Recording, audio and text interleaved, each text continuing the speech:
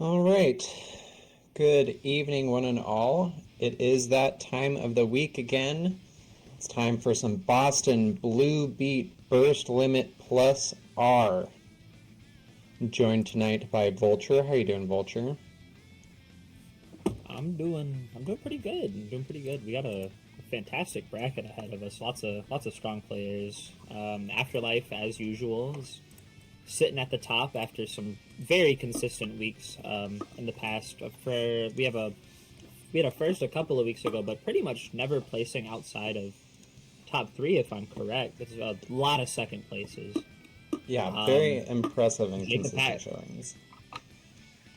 Jacob Pack coming in from I believe a win last week in a grand finals reset, and a third place in the week prior. Got Joe Biden sitting in there. Phantom is also back, and then our usual Boston Blue Beat faces. Kaze is in there. We got Jordan, G.Viper per usual. Ben Fish and Andu, and yeah, we see a returning player, Vegan, back from the dead. Yeah, Vegan, it's been a while. It's been a long while since I've seen Vegan. Yeah, so we got a nice lineup today. I think that's it. This is week 8. So we're coming into the final standings here. Only 3 weeks left, including this one, for the big prize of getting to go to beach episode, expense free, which is quite tantalizing. It's pricey. Yeah, and if you're, the further away you are, the more expensive it is. And unfortunately, for the for the Boston Blue Beat team, some of those that are getting real close to being able to win are quite a far ways away from Boston. Got a couple of West Coasters in here, so yeah, just about as far away as you can get. Great segue into our Matcherino. We'll start it off early. Go click on the Matcherino so that Boston Blue Beat can pay for the winner to go to beach episode.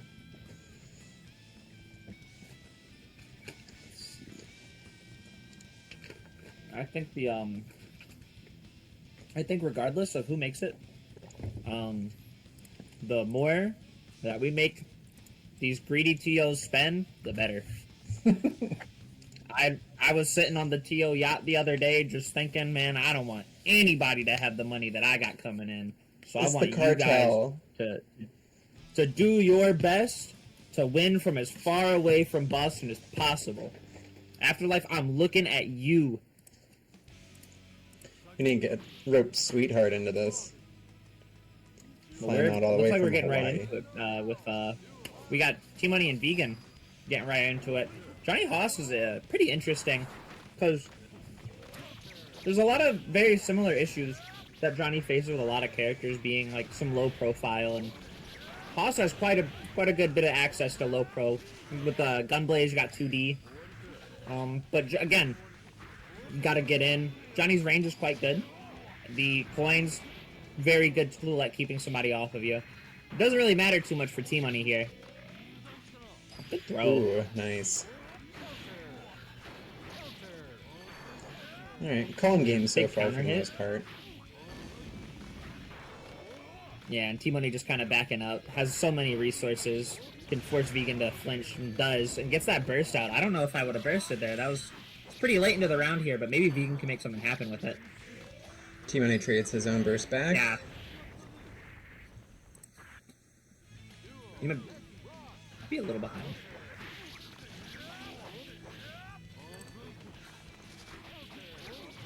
Alright.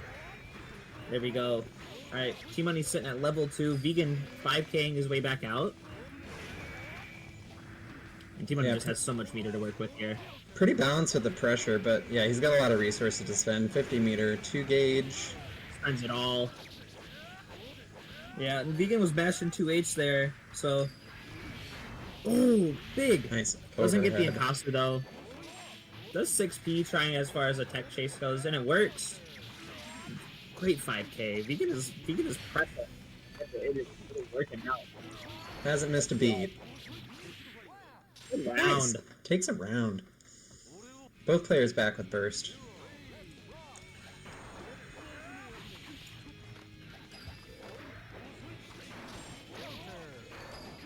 Both of them are sitting nice on their resource game here. Both of them have burst. Good jump out. Nice. Stuffs that gun blaze. There's Vegan. That's mega plus 2 HRC just to get Tmnunny off. Doesn't have level 2, so that threat isn't quite there in neutral. Spends that level 2 immediately too. Good cautious play. Gets the burst out. No punish on the burst. Yeah, he knows that Tmnunny is gonna have to come to him, and he can stuff it early if he has the reactions. Oh, pressing on the way down against Haas is kind of asking to get hit. Yeah, drops it. Oh, that's unfortunate. Vegan was mashing throw and did not OS it. And Tmnunny chases with that JK. That JK is such an insane button. Helps make up for that vertical. He's cut that short jump.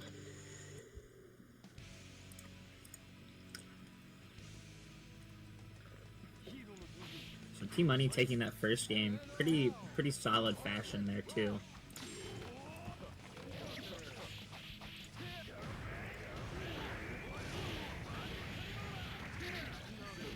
Ooh, good tech throw. Yeah, and gets that tech chase.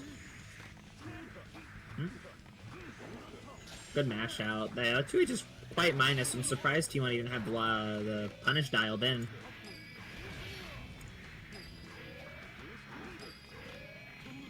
Nice throw. Yeah, just gotta take that level 2 and try and get what you're going.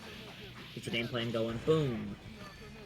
And setting up a tech chase situation. Vegan just backing off. Real good. Yeah, he's not jumping to be in his face at all. He wants Tmnunny to come to him. And that's so plus. Yeah, empty jump low. Yeah, I'm trying to bait out that burst. You got greedy there. Nice. 2H. Ah. Alright. Match point here for Tmnunny. Vegan's still holding on to burst.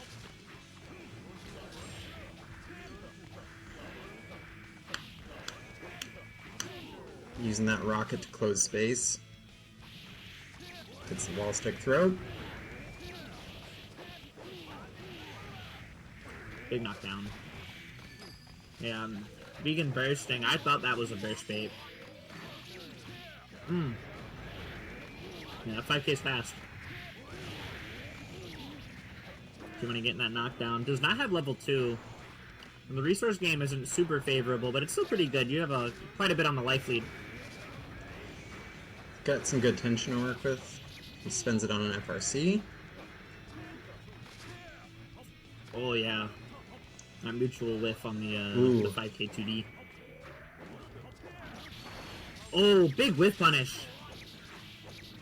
Can Vegan make anything happen off of this? That's a lot of damage. Yeah, great conversion right back in. Oh, Vegan, you had burst. Tmnunny moves on. Yeah, Tmnunny with the 2-0. It looked dicey at times, but stayed pretty composed. Didn't let any of those big conversions kind of get to him. And Vegan was pressing and pressure in some really, really good places. So good for Tmnunny to keep his head on his shoulders. Well fought. Next up, let's see. Let's see what Prod says. Who's next up? Should be, if we're going from top to bottom, it should be Tom Nook and Stitchface. So our own former president, and then up and coming Zappa player. Well, there's too many Zappas. Strong Zappa. Probably Stitchface might have the best summon RNG of any Zappa I've ever played. That's like, some high praise. Like I played a bit of a set with her a while ago, maybe the last few weeks, and every close knockdown was wake up dog, and every far knockdown was wake up sword. So mandate of heavy little hard to deal with, kind of, And I thought, at first I was like, okay, well maybe it's just this one game, and then it went on for like 10 games straight, and I was like, oh okay. See, no, that's timer. That's looking at the timer. You gotta check your game. You gotta go through your files. Check their PC.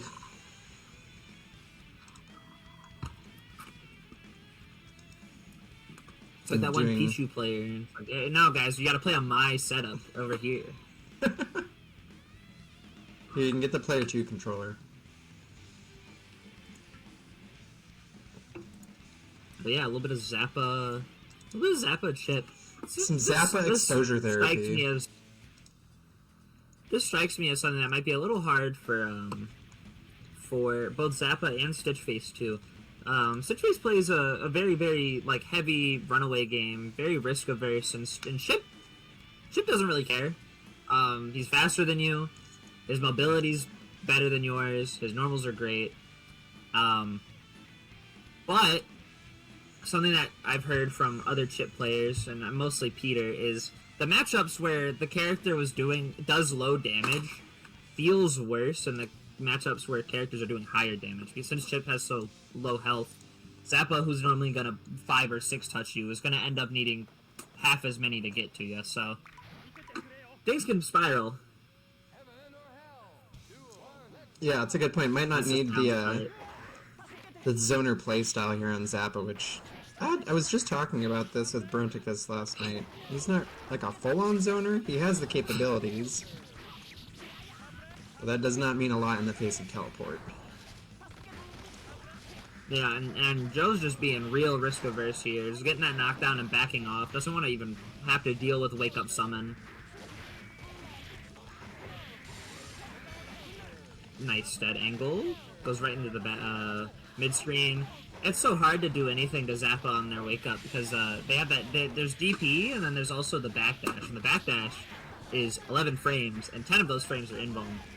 Oh, nice block on the DP. Good punish from Joe. It's a burst for his trouble. Yeah, that DP is quite minus, but the way the hit stun works on it, or I guess block stun works on it, it doesn't feel like it. No, it really doesn't. Go big tech chase. That set up Joe really, really well because you were able to desync the dog from Zappa. Oh, big overhead. Ooh, nice sword conversion. How do you play this tech situation, Stitchface? Oh, yeah, nice approach. Getting right in there with Shuriken.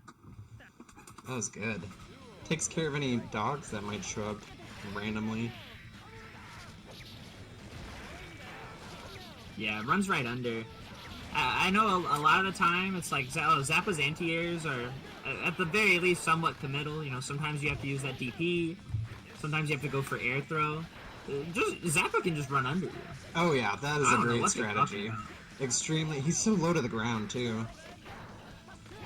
Yeah, you have to press your air normals really, really low to the ground to get stuff going, which is why you're so susceptible to air throw. Nice. Yeah, Stitchface holding their own. Dead angle whiffs. No direct punish on it though. Does not get the conversion there. Yeah, Joe's just mixing up these teleports so much, trying to overwhelm Stitchface. Good crosses. Yeah, and Kachu pressing in the middle of the string. Spends that meter on the Rekka RC. So solid. Just a safe option. Game 1 for Nook.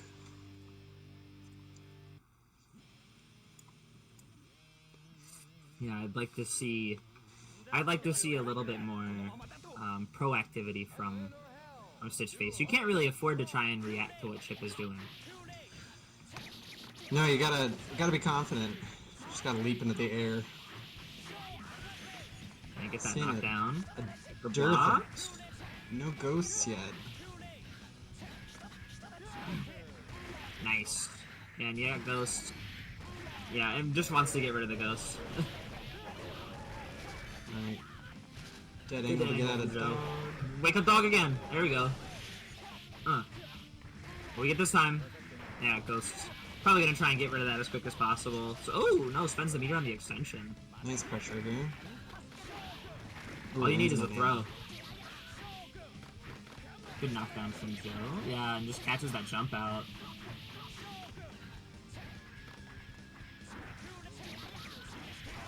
Support FRC gets burst. Still holding on to his. Nice block on the DP.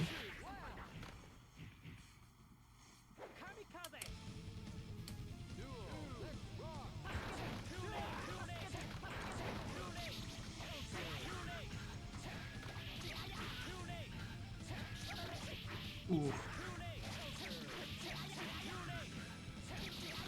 And he's not going to do anything different until Stitchface shows him that they can block it.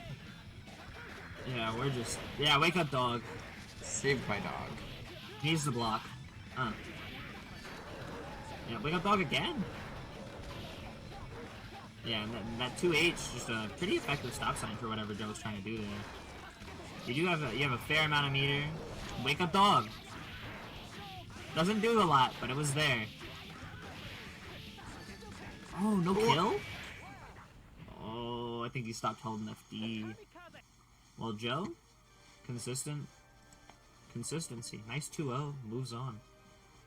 Let's check the bracket. I see what looks like a bit of an upset here with Andu taking down Benfish in the first game, 2-1. Nice. Nice. Ben's a powerhouse. Now, so it means something good. We're gonna move over to our next set being G.Viper and Violent Ken. A little bit of Justice Kai action. We love Justice Kai. Storm approaches. I do. Sometimes I do. If the connection's good and wants to be kind to me. But it's pretty good. It's a very good matchup for Justice. In my opinion, it might be. It's definitely her second best matchup. I think her best matchup is into Robo, and Kai is definitely the second one. Your buttons are better than Kai's. Your damage is higher than Kai's. Your Oki is better than Kai's. You control the neutral. The only way for Kai to try and get to you once you set up your nuke wall is to poke your nukes with Far Slash, or to try and squeeze in a fireball. And you can man-det your nukes to stop that fireball in its tracks. Viper's quite patient. They really like to play out the neutral, and might be a little rough for Violent Ken, but Violent Ken's quite good. I've seen them play against Opposite of Decay, and Opposite's very, very strong. And Ken, well, they may not win. They definitely don't get dog walked. They hold their own. Fighting right into it. I'm wondering how the round start's gonna play out here, because Kai can't afford to lose round start. So I'm wondering if Ken's gonna be more aggressive or try to like wait it out. Well, he lost. All right. So now we're getting into it, and this is the neutral. This is the neutral game. Yep. This is what you're gonna be seeing a lot of. Oh, Viper dropped 2 nukes there instead of just the one that that they needed to. Oh, big JK. Yeah, so one weird quirk about this matchup. Well, I said earlier that your buttons are better. Kai's air normals are quite disjointed forward, where Justice has one disjointed normal in the air that is that goes forward, and it is not the first hitbox. It is the middle of JS, so it's not the beginning of it. So in situations like that where you're in the air and Kai has the opportunity to air you, pretty much always going to win out. Yeah, the horizontal reach coming in play there. Ooh, it does get in with a fireball. That's a nice 2K. G.Viper still with a pretty good advantage here. Catches the FB Greed Setter. It's a little rough. Evens up the health. Oh, Goldberg's blocked. Yeah. Just throwing out that 2H. Just pressing it like your life depends on it. It's a good button. And I won the trade there. Ken still with burst. I really would like to see... I'd like to see Viper be a little bit more zoning-minded against Kai here. Ken has not shown that they can dismantle your nuke walls yet, so you don't need to act like they will. But this is what happens. This is why Kai has a fighting chance. Kai's pressure against us is very strong, and there we go. And you can hold that spacing, so if Justice can't get the nukes out, it's not too bad. Yeah, DP's right through the 2D, sure.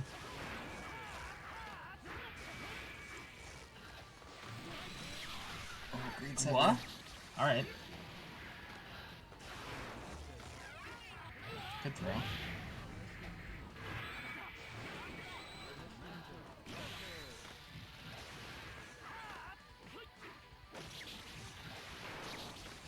We'll cross up with JD. This is real dire here. Oh, yeah, you didn't land that there. That's rough. You gotta play out. You can't afford to let Kai get in on you, because that's what happens. And Ken's not gonna let up a chance to run offense. Ken not folding here in the face of nukes. G.Viper with a nice half meter there. Spends 25 for an FRC. Still got corner pressure. Oh. Yeah, run up DP and gonna run that Oki. Good blocks. Oh, I don't agree with that, but there we go. Boom. And now you have to deal with Chart for stun edge Oki. Oh, caught you pressing. That was a good mandat. There we go. Nice.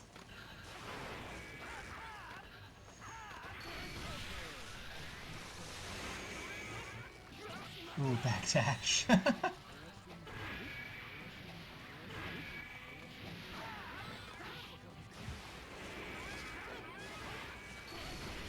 Nice. Blocks FB Greed Sever. Does get thrown.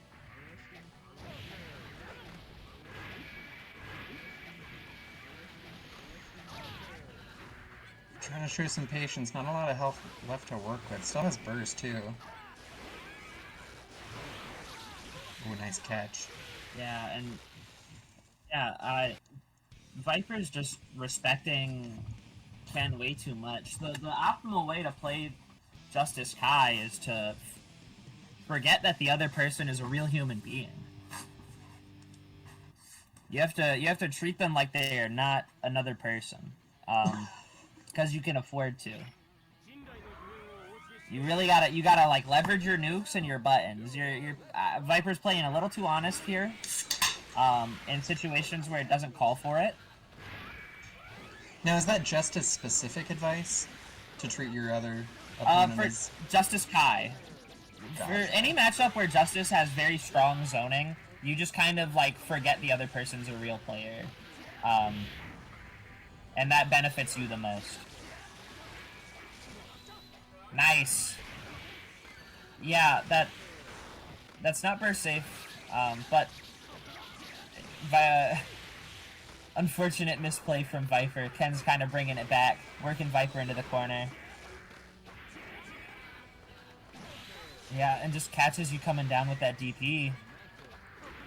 This is rough. G.Viper still with the burst advantage. You gotta make something happen here. You don't have a choice. There we go. Nice counter. All right. Takes the round. Nice.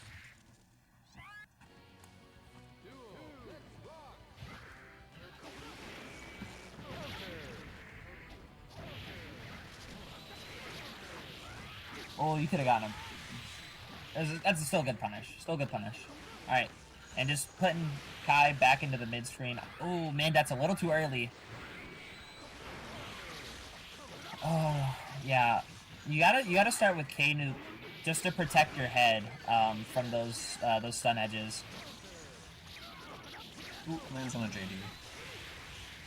Because Ken has not missed... Oh, you got a FD there. Ken has not been missing any of these reaction checks in neutral.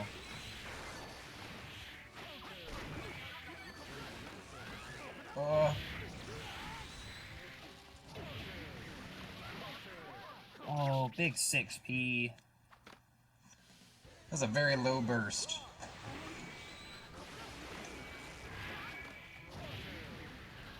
Yeah, and Viper working Ken over to the corner.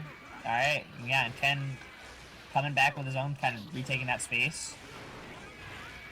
Oh. And nothing came from that. That was a really bad spot for Ken to be in, but Viper just not quite capitalizing. And Ken just heading right back to full screen, throwing out these stun edges.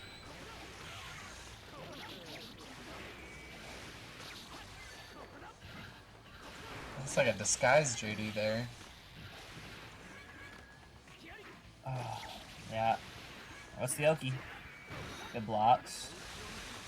Yeah, nice dump out. Ken pretty happy to play loose with his pressure here. I don't. Viper's getting real antsy here, and yeah, Viper is just playing nervous.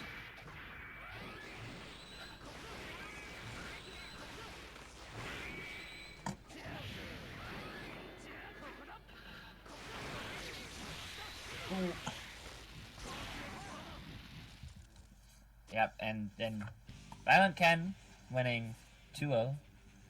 Sending Viper to losers early, but I have a feeling that won't be the last time we see Viper. Always does pretty well to bring it back. We have some fantastic matches coming up in quarterfinals though. Afterlife Kaze, Phantom Tmunny, Jacob. Oh wait, I guess Ben beat Andrew. I guess the score got reported wrong. Well, my hope is crushed. I misreported. However, that means we get a rematch between Jacob and Ben. I heard, I saw they played the other week. I didn't get to watch it, unfortunately, but I heard it was quite good. I heard it was quite a good set. I gotta look at last week's bracket. It looks like they're going to be up first, too, of these next matchups that we got going on.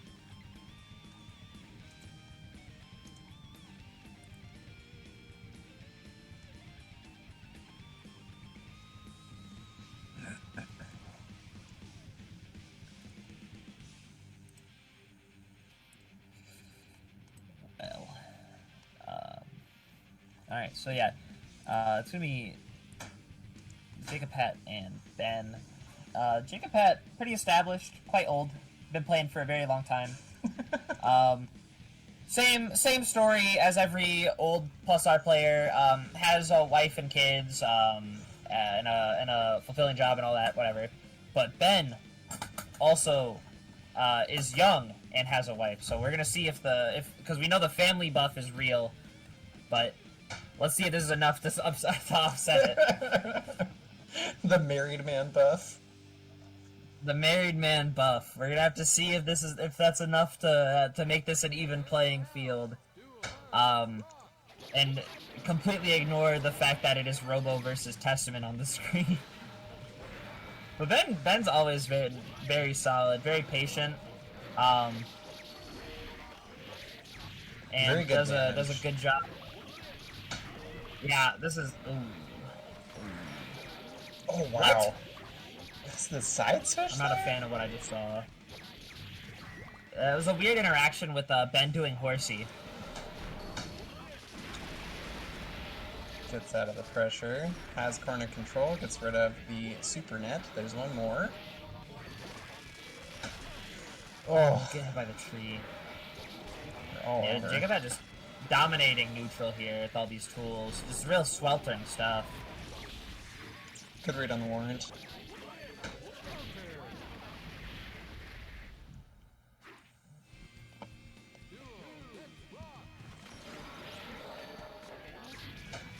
Oh, would have been so tempted to press there coming down. Oh, runs into the missile.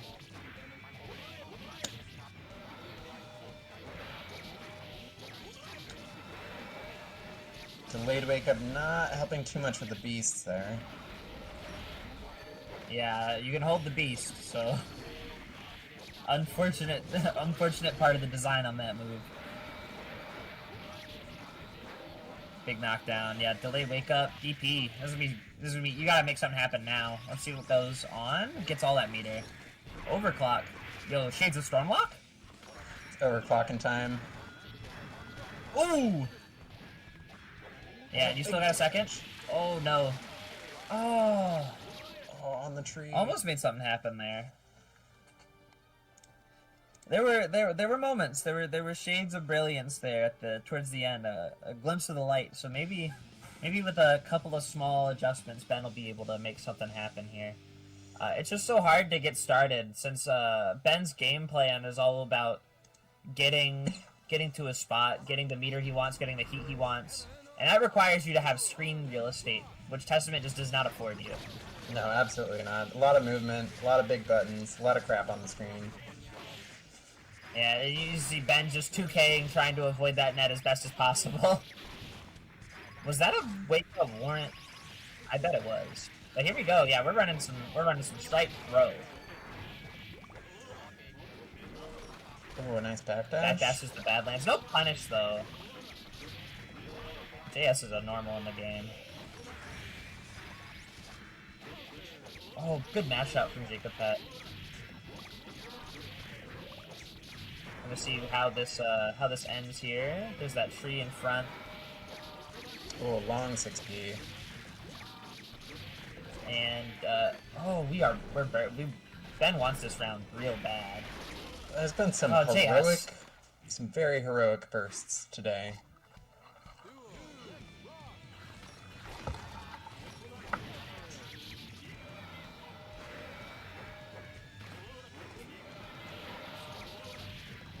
These catches.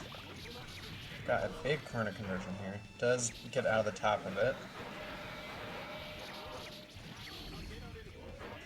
25 for FP first. It's so bad. It's such a terrible spot to be in. Oh, matches out with 5-8. Immediate burst from Jacob Pat. And you don't have any meter. This is, yeah, terrible spot to be in. Jacob Pat taking it. 2-0? 2-0. A little rough. It's been all 2-0s today. Let's see some fights.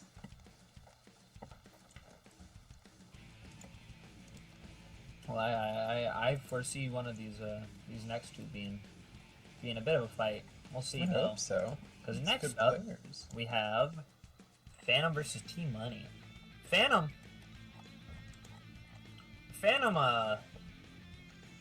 real confident in that Haas mirror for good reason. I don't know. I've seen Phantom lose it. So, oh my goodness, I have 5 ping. Yeah, sometimes whenever the ping is below 10, I'm like, oh wow. But he lives 30 minutes away, so it's like, of course. I was sitting in Minnesota League, and every time it happened, I'm like, whoa, you're so close. And I'm like, right, we all live in the same fucking state. Every time.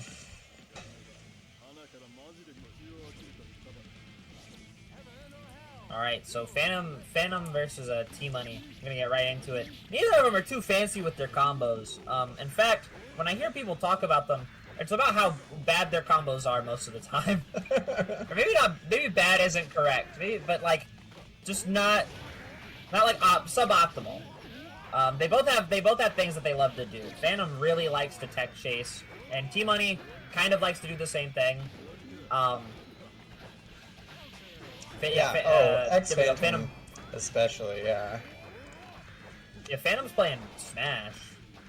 Like, Phantom's doing reaction tech chases. It's almost not even a tech chase, he just wants to be in your face so badly. Oh, Gunblaze is out. Phantom's doing such a fantastic job of fighting his way out of the corner here. Alright, big reversal throw. Oh,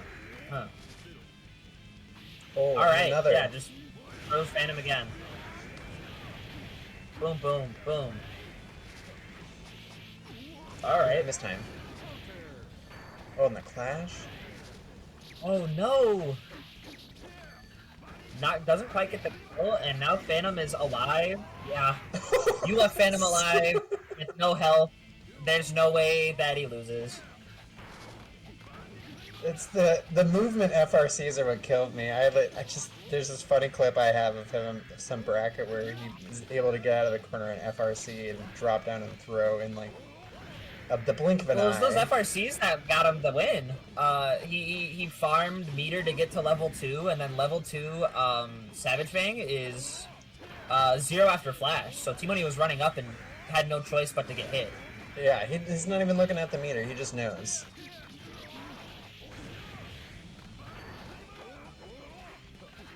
Tanabata-esque. Nice 2D to avoid the jump in.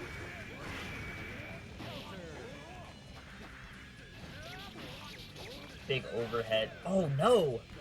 Just a little too far for that 5H to hit. Yeah, Phantom's not going to miss that SB. A lot of players aren't going to miss that SB. Oh, nice for throw. Alright, well he missed the SB that time. Alright, my bad. Making me look bad, man. Yeah, Gunblaze is out. Uses the FRC on it. And Tmunny is probably going to try and play this neutral pretty harsh to make up for the life deficit there. Oh, messed up the ID. And got hit. And Phantom taking that first one. It was a pretty high pace for that entire time. I've always said, as far as Phantom goes, if you wanna beat him, you either have to like ice him really hard, or you have to outpace him. And it looks like Tmunny's going for the latter here and trying to outpace Phantom. So we'll see if it works. Yeah, this is a fun mirror to watch, I will say.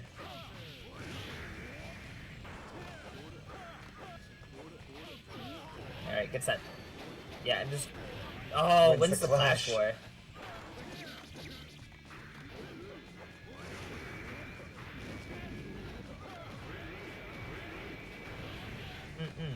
He's out.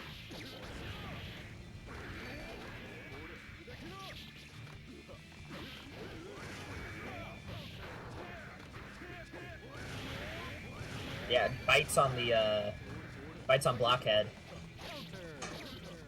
Mutual trade, yeah, and then stagger. Yeah, just running that stagger. It goes right over the 2S. Yeah, and then in that case, that's really rough there too, because you have to FD at that range if it's gonna be a special, and if you FD, you lose your cross-up protection, which is what keeps Gunblaze from being so messed up. So Tmunny just opting to press something instead.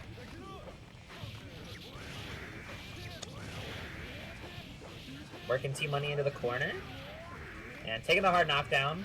Baits out the DP. This is going to be big. Both players still with burst here. There's that burst out.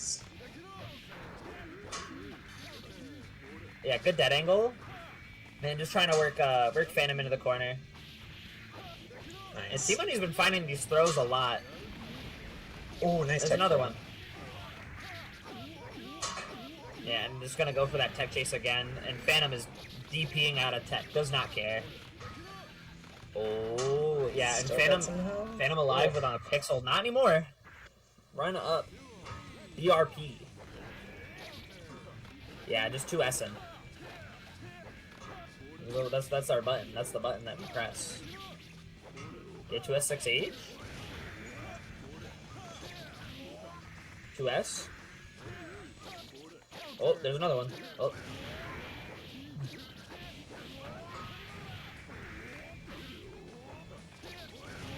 Really clean corner combos from both players here too. A good counter poke. Big jump from Phantom here, allowing Tmunny to get something going. Takes the corner swap. Gunblaze is right out. You got no... Yeah, it was over. You could have tried to burst, but that was rough. Phantom taking it 2-0. That looked a lot closer another than 2-0 a 2-0 in the books. Yeah. It's a good one, though. Now we got Afterlife, KrazyKaze. Kaze, who are you playing for this matchup? You playing Soul? See some Potemkin. I hope you don't play pot against Zappa. Just flick it. Just flick everything. Can't flick sword. You can't flick sword? Sword's a strike. That's not a projectile.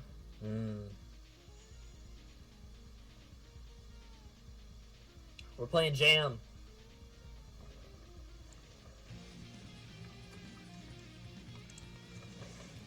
Hey, go check that Matcherino. True. Let's see. Gotta log in. Oh. Matcherino broke?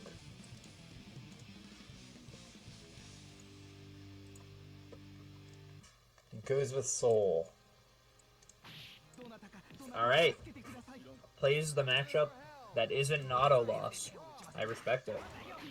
And just backing right up. That bar slash is diabolical though. Dog immediately. This is gonna be kind of rough. Yeah, this is a huge difference in aggressiveness and pressure, I feel, from what we saw from Stitchface.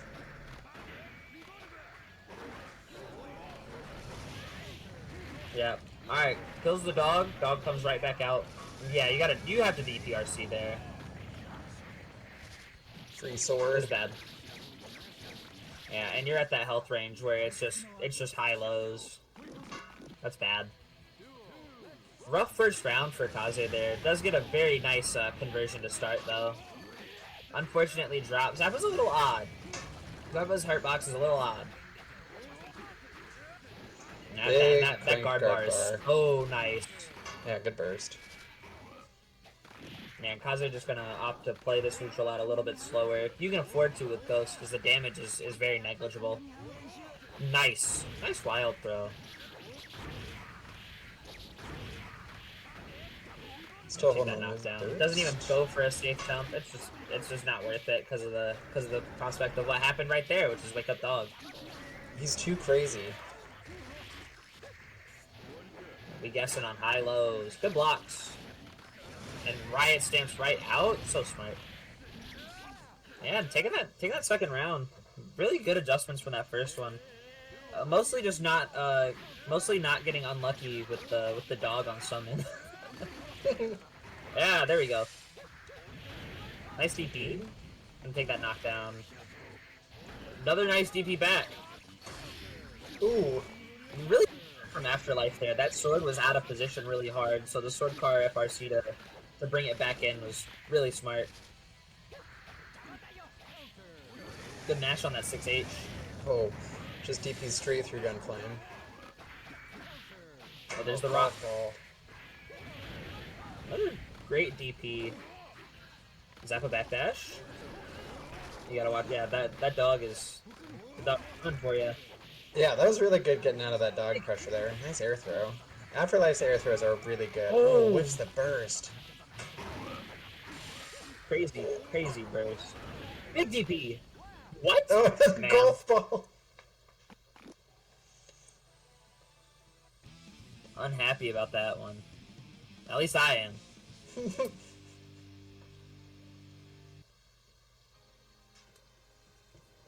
Alright. I liked a lot of what Kaze was doing there. Just really smart, patient, neutral, and really respecting Zappa's wake up, which you had no choice but to. Nice. Catches Afterlife trying to press. Yeah, good button for keeping a little bit of distance. Maybe avoiding a DP, getting that 6P. Kaze's spacing game and like staggers are doing really well here into Afterlife. And you have so much meter to work with now here, and Afterlife is still in Ghost, so it's not too bad as far as like burst damage potential. You can afford to take your time here. Gets over the banana. Oh, like those catching the gun flame.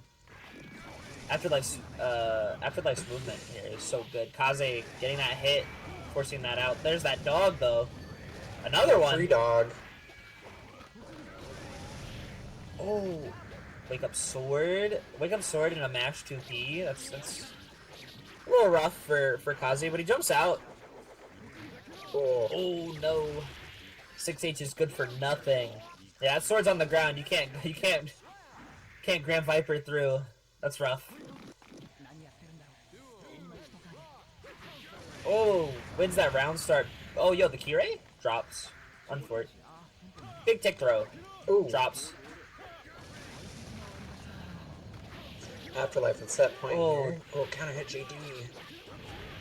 There we go, finishing our combos. Good wild There throw. we go. This could do it. Proper routing. There we go. And Kaze with a perfect on this round. This is that was like a do or die moment there. Oh my god. Free ghost since a free dog. Oh, another dog. Oh, Kaze tries to DP out. Afterlife doesn't get a punish though. Oh, the FP Fafnir stuffed.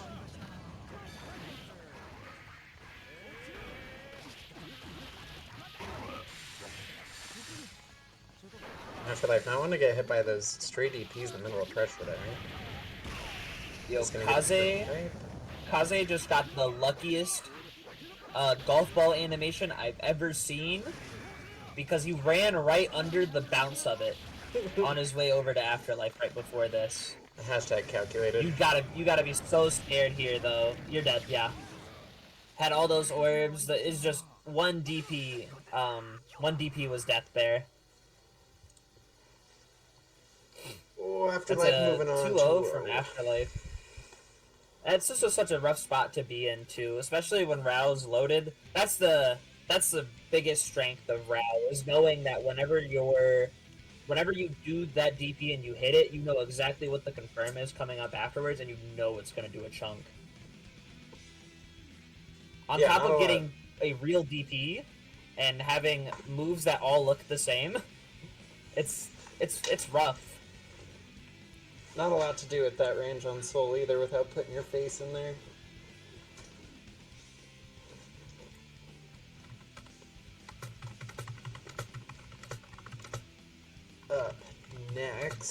Up next is Shill Time.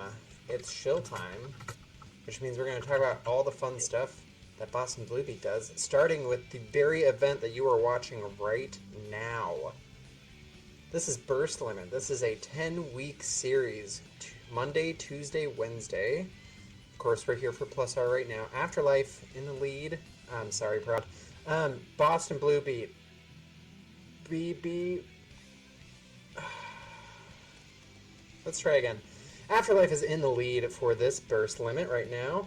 We got Tom Nook, aka Joe Biden, my president, in second place. Mangetsu 8-man in third. And this is just a stacked series. All these players are just straight killers. And yeah, as we said, this is for our Burst Limit series. Monday, Tuesday, Wednesday, 10 weeks straight. We have BlazBlue Centralfiction on Monday, Plus R on Tuesday, Uni 2 on Wednesdays. Last week, this is the 8th of April. And the winner of Burst Limit will get an expenses paid trip to Beach episode, which includes travel, hotel room, and event registration. That is going to be in June? It's July. Casuals and side events are being run on the 17th before the weekend. The event proper starts on the 18th in Waltham, Massachusetts at the Westin Waltham. Go to startgg/beach for more information. Or you can plug in any of the exclamation point, the Nightbot codes. Beach? I'm so smart. There's the link. Yeah, and they're running Street Fighter 6, Tekken 8, Guilty Gear Strive, and Xrd and Plus R, and I know Sailor Moon S is on there, and probably BlazBlue and Uni. We got BSAB, we got Third Strike, we got P4AU, we got King of Fighters 15 and Virtua Fighter. And I know there's a mystery game too, and it's going to be different for each round. That sounds insane. But it's a good time. Go meet your friends, your internet friends, go see some people for real, touch grass, play some offlines. You don't have to subject yourself to net play forever.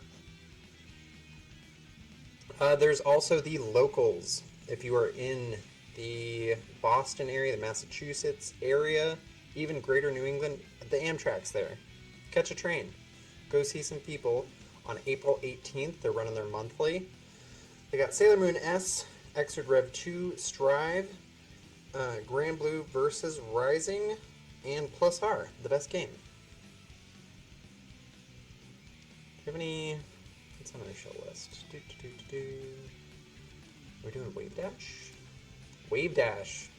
This is the first I've heard of it. Filch, do you know anything about Wave Dash?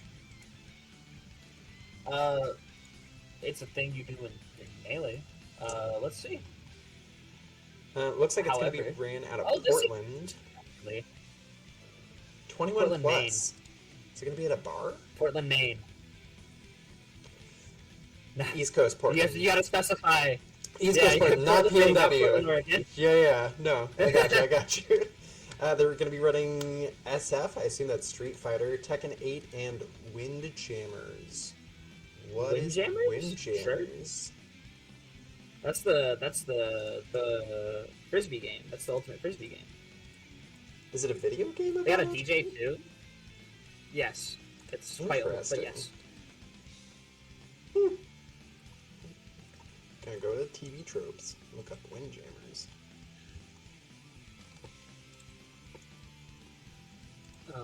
Sounds so 80s. Quite a lot here. And again, we're gonna wrap it back around over to the standings, as it were. You already saw them and all. I just think it's interesting to point out that 8-Man has not entered for, let's see, about 6, 7, and 8. He hasn't entered since week 5.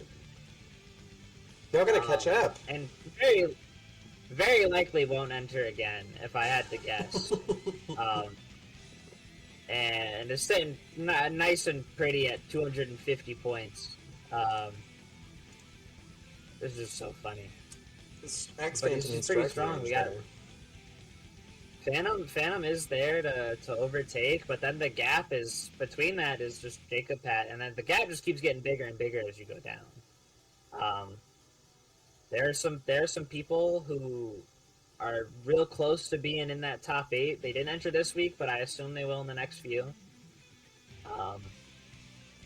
So we'll see. We'll see how it goes from there. Looking to be real interesting. It's always interesting. Last year was real fun.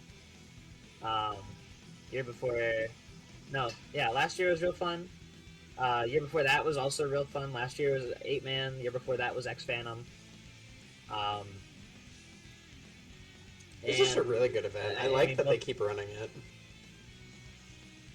Yeah, there's both phenomenal players. And like I said earlier, the further away you are from Boston, the better. So then I gotta spend more money.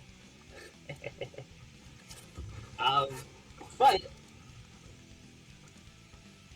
we still have quite a bit as far as our matches go. We're getting right over into the start of our top 8, I believe. Let me pull this bracket back up because it went away. I don't know where it went. Jacob Pat here, and Joe Biden on Chipp. Tom of Jacob Pat, and then Afterlife XPhantom on the other side there too. Yeah, let's talk about Afterlife for a second. 105 points margin in first place for this series. Is it possible to lock in first place right now with this bracket? I don't know about first, but we could see. Afterlife is very consistent as far as bracket placements are going. A win in 4 and then a bunch of seconds. So we'll see. We got Joe. We got Joe Tom. Nah, I'm about to say Joe Tom. We got Joe Jigapat going up. And Joe's just kind of running away with this first round pretty harsh. Let's see if Jigapat can get anything going. There's so much meter on Joe's side. The resource game does not benefit Jigapat at all here. And still doesn't. Yeah, raw super hurts. Zanten Roga is the highest damaging super in the game. If I remember correctly, it does the most damage for just the super, not including any follow-ups. Chipp using those 3 gems to his advantage there. Oh, caught with the Gravedigger. Yeah. And we're seeing that health be an issue. Oh no! Oh, still got the backwards dead angle, but Did not take the round.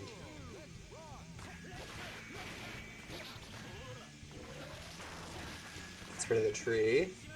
Goes in for a nice throw. Another. Dude, oh, I should have done another one. Getting to set up his pressure. JakePat maybe a little bit hesitant to throw some stuff down. I'm a big 5H. Yeah, so the way this matchup typically works out on the Testament side is you play the neutral out, which is kind of rough because Chipp is really, really fast. You play the neutral out as best as you can until you get your hit, and then you kind of set up the fortress. Like if you're familiar with that Alco, if you're familiar with Alco from Melty Blood, you kind of just set up your fortress and try to play around that as best as possible because you very seldom have time to get traps out. Yeah, not a lot of beast pressure going on here.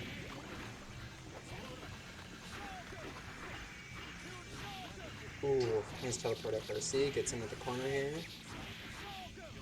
Yeah, and this is like you can see it's gonna be real bad if Joe gets hit here. Yeah, disabling that tree. You can see a really big difference in this matchup compared to the last time we saw JakePat playing, where Robo was on the screen. And JakePat had as much time as he wanted to throw out every trap and every beast that he could possibly want. But here you just don't get that. Oh yeah, you bit. That's Joe Biden with game 1.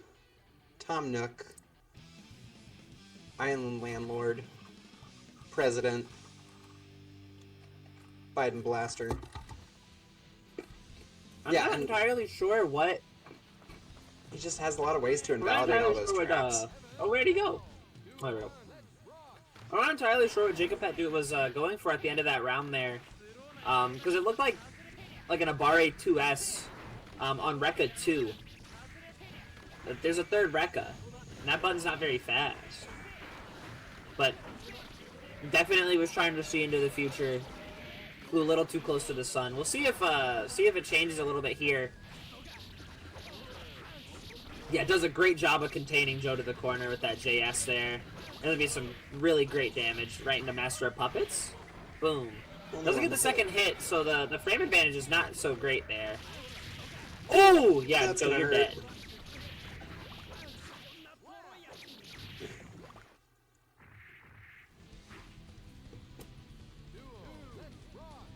Alright. Yeah, Joe's gonna get burst back real quick here. Looked like was trying to get a little something going there. Notice the tree was out. Boom. Gonna get that knockdown. Burst. That's... Wake up CS? I'm gonna assume it was a throw OS. And if so, good. Everybody should OS their throws. Everybody in chat, go start working on OSing your throws. Oh, dead angle goes the wrong way? And Joe's trying to regain some semblance of control over the neutral, using that fantastic movement. Yeah, and JakePat was just kind of biting on the stagger pressure there towards the end of it, and Joe was not letting up. Big really slash good. Back. Yeah. Set point here for Joe Biden. Backdash is the beast. Yeah, it was looking really good when... Really big fan of that too. When JakePat was meeting him up in the air, but... Joe Biden's already switched gears. Oh, yeah. JakePat's just biting on a lot of these, a lot of the follow-ups that Chipp has to a lot of these weird moves. And it just kind of spelt disaster every single time. So there goes Joe Biden sending JakePat into the loser's bracket, where JakePat will be on the side of Tmunny and KrazyKaze. That being said, like I was saying, Tmunny and KrazyKaze are in our losers top 8, as well as Violent Ken and Ben Fish.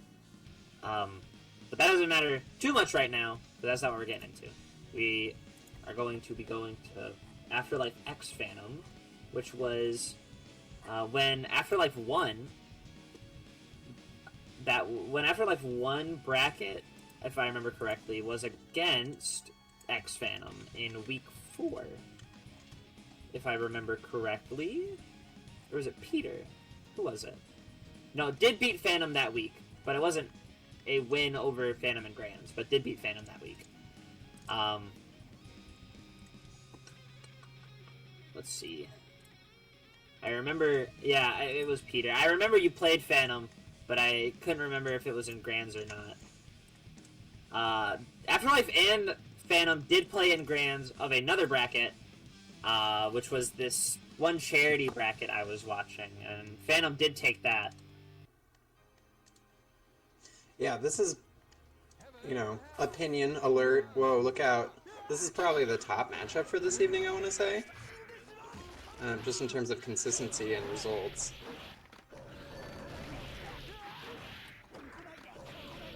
We'll definitely have to see.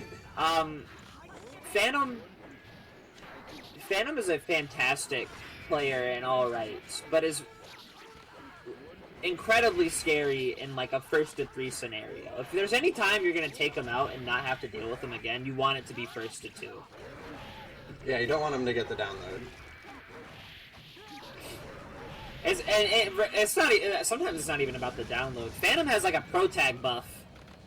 Like whenever he's down, he doesn't have a ton of health, or maybe he's down 2 games. He gets like flashbacks and hears the voices of his friends in his ear going like, "You can do it!" He's got the plot armor. And then he just doesn't lose.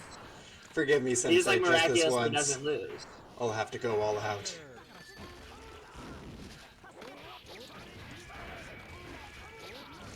This is a close first round here. Big convert. Oh, you gotta drop. Oh. Yeah, trying to dodge as much of the punishment. You're dead. You're dead. Oh no! Awkward tech. That could have been really bad for Afterlife there, but the wrong tech option from Phantom. That's 6-8 for one hit into dog. We can't be myopic on it. We're gonna do this all the night. Catches with gun blaze. It was like a 2P. It was a single 2P in neutral and a doggone hit.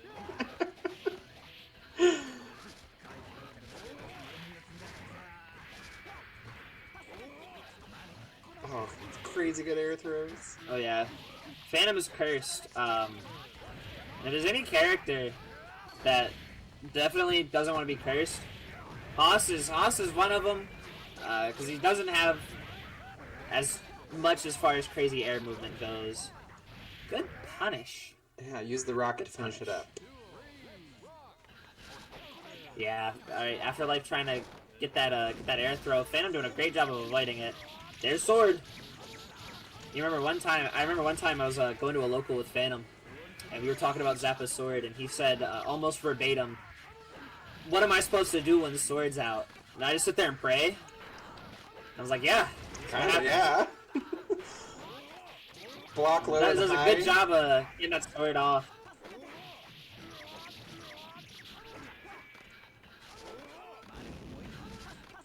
And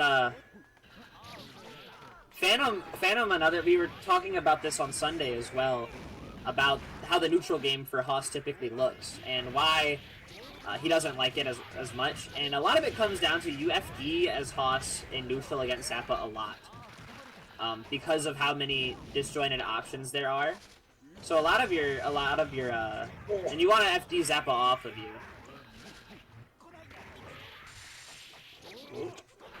So you definitely like have these moments where Phantom will get in and just won't have the resources to make anything happen. Phantom still has good burst IB. there.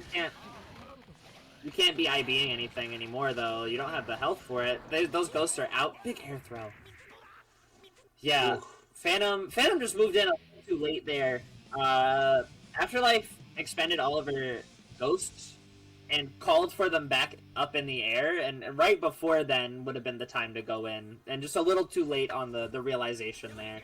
It allowed Afterlife to reposition and get that air throw. Great play though. Run up throw, let's go. Run up throw. Yeah, and there's Phantom working to the corner. Big 2H. No meter, so it's not a ton of damage, but definitely good. Nice jump IB. And right back out. And then Phantom's just trying to get all this, get some kind of resource game going. All these IBs are leading to a really nice tension pulse. Ooh, overhead. You know that overhead is that 16 frame overhead. You know it's +3. Stop. It's hard enough to block it. XPhantom doing okay though. Gets rid of dog. Big tech chase. Nice backdash on the air dash. Yeah, and there's Phantom. Phantom doing everything that he could to keep his foot on the gas that whole time. And did a great job of it. Robbed Afterlife of her burst and going to this next round. Pretty nice up. Afterlife.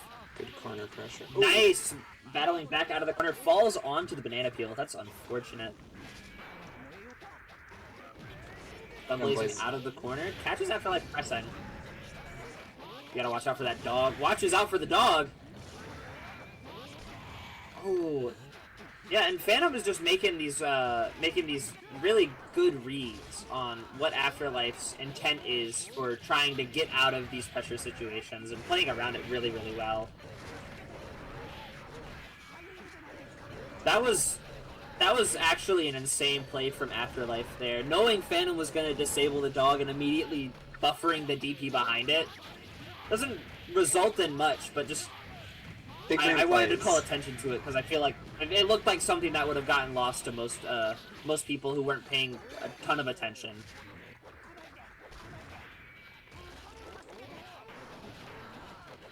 Oh, gets the sword back. Trying to helicopter away. Whew. 1-1.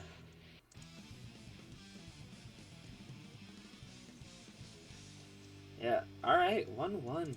Phantom looked in control during this second one. I know for a fact that it's not gonna look that way for this one. Afterlife is so good at adapting. So I know something big has to happen to make up for this second round. Holding on to summons here.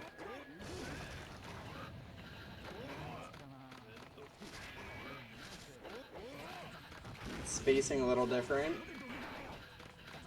Yeah, and just in playing right out of Phantom's range here too. Just ooh, catches a press. Doesn't get much off of it, but catches another one. Oh, and the banana conversion. Yeah, that banana definitely messed that up. Allowing Phantom to tech out. Gonna get this knockdown here. Oh, no way burst. Bro. Yeah, that burst ordinarily would have been real bad, but Phantom just, I don't think, was ready for it.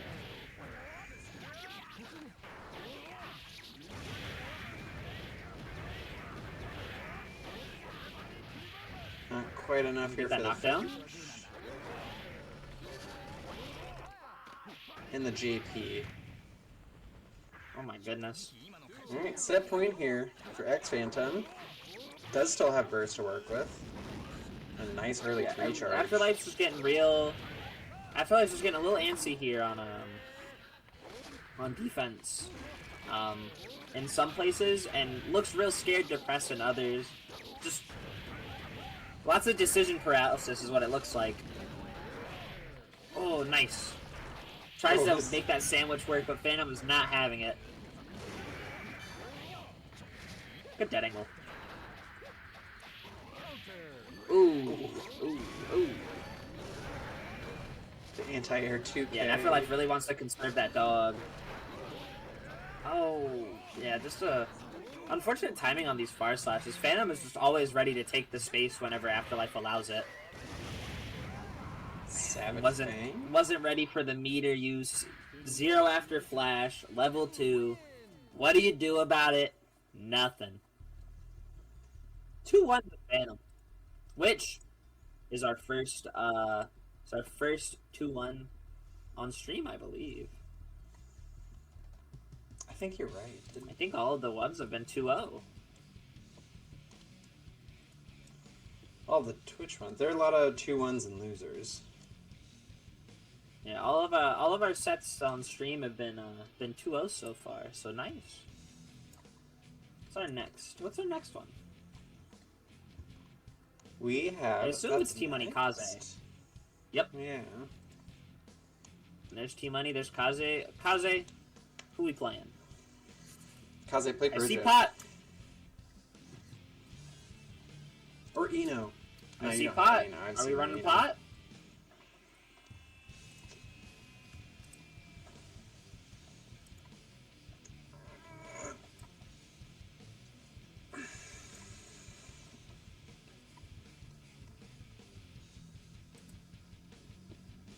Well, we can talk a little bit about what the possible matchup could be, because I assume it is going to be Haas Pot. Pot... Haas has to hit Pot a lot. His damage is not very high, and a lot of your openings on Pot aren't going to be a ton of damage anyways, so you really have to make up for Pot not being able to move by just running sweltering pressure. Yeah, tough to stand on the ground and charge when you got slide head. And it's you can charge the you can do charge burst to get out of it. I like to do 2 slide heads back to back because no Haas is ready for the second one. But what we're gonna see a lot of is Tmunny dancing in the air right outside of like the 6P far slash range, like right above where far slash is gonna be and right outside of 6P range. Just to bait out these options and make it a little bit harder for Kaze to get anything going on the anti-air game. Because any anti-air is going to hurt a lot from Pot, if they have proper routing. Even with improper routing, 6P Heat Knuckle is still a lot. Oh, in the corner. Oh, doesn't go no for... meter. Doesn't do the post follow-up, I guess expecting some kind of burst. Yeah, there we go. And like I said, just so many different hits. Yo, jump install. That's crushed. Nice. So cool. That was cool. I'm a fan of that. Good work.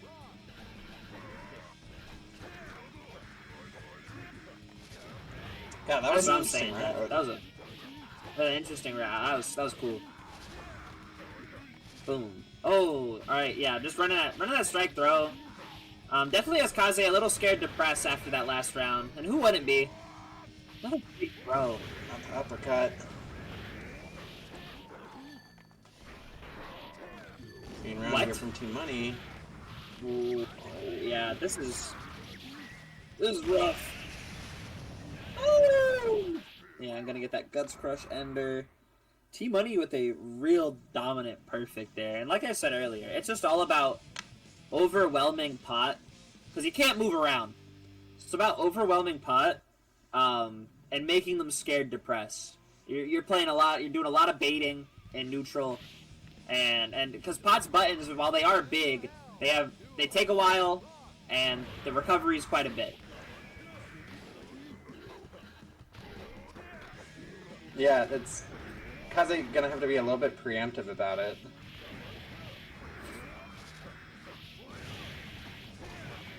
Good burst. Yeah, just trying to get anything going. Yeah, and that's such a good press. Yeah, Kaze also very happy to let Tmnunny come down.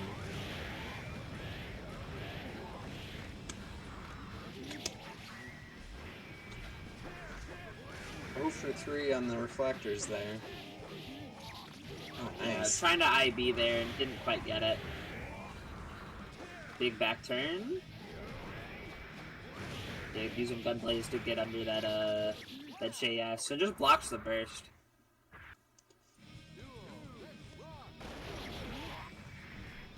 I'm just trying to force the way in.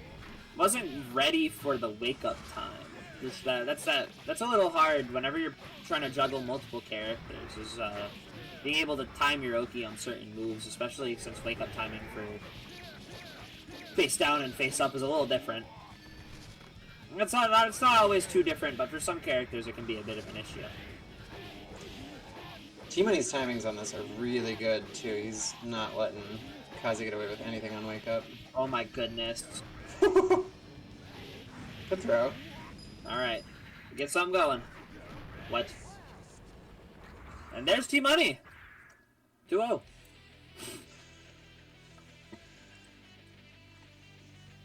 That will be Tmunny moving on. Has the privilege of fighting Testament. I am so happy for you. Moving on to the next one. Violent Ken versus Ben Fish. Kai versus the Imposter. A little bit of Kai Robo Kai action. How will he deal with his robot? This is a matchup I don't think I've ever thought about. Like, what are the lore implications? Like, I think this is a matchup that I don't think I've ever thought of, but I definitely think for any one player to be, like, okay with this matchup, it's probably Ben. Ben as a player seems like he's really happy if the other character isn't doing a ton of damage. Like, if there's time for him to get his resources ready, he seems like he's pretty content with it. And he's always been pretty, optimistic about Robokai's strength and matchup spread. The man knows his character. Does Robokai have knowing your character is one thing. Being delusional is another. I'm not sure. Jamie, pull that shit up. Having a real-life friend named Jamie is so good.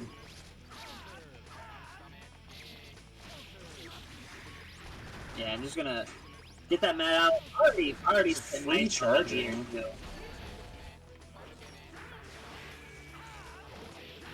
Nice backdash. There's just not a big neutral threat from Kai to sway Ben from wanting to sit and get stuff going. +7, +7, +7. Watch out. Oh wow, I can't believe that missile didn't hit. Not Kaze. Ken spends all of that meter, and Ben sitting at high heat with a ton of meter. Any clean hit is going to hurt. Cuts it off early. Ooh. You gotta watch out. That 2S and a missile. Nice. That's mean.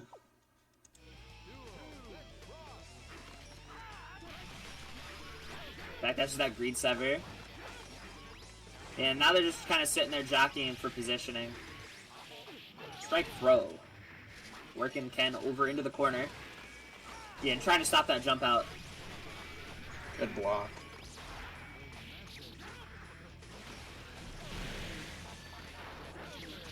Oh, nice anti-air. Nice anti-air.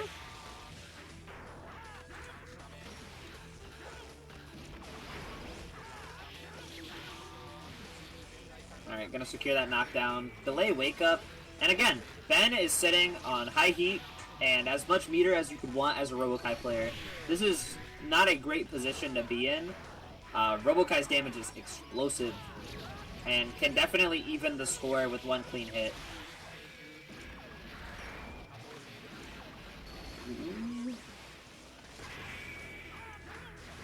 Ken with a nice advantage on this round here, takes it. Yeah, that was a little rough towards the end there. Ben's heat was so high that like even trying to backdash would have been a little too much and might have resulted in an overheat. Greed Center catches AID. Oh, rough burst. Yeah, you're gonna take that for the clean OTG. Boom.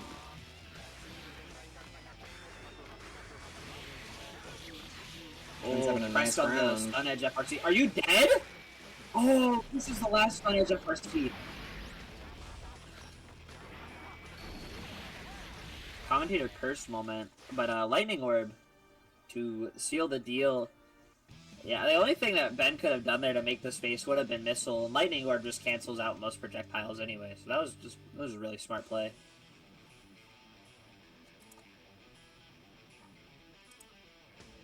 And Getsu is right. Ken is good at using stun rays.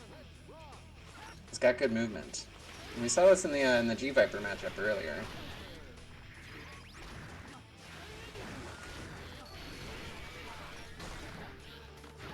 Just spending meter on FD Greed Sever. Probably trying to make a read on Ben doing a 2K. Blocks the 50-50. Oh, the overheat.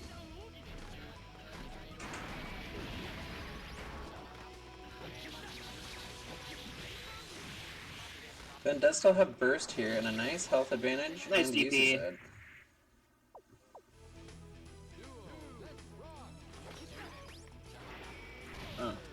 Big 6P to stop Ken from pressing. Robo 6H doing double duty there. Ooh, FP Greed There we go. That FP Greed Sliver going right over the bazooka. And again, Ben is just sitting right where he wants to be. Always has the heat that he wants. Always has the meter that he wants. Ken is very aware of this and is playing very, very risk averse this, at this moment. Yeah, does not want to catch a horsey. Not letting him dash jump, or dash jump, dash attack either.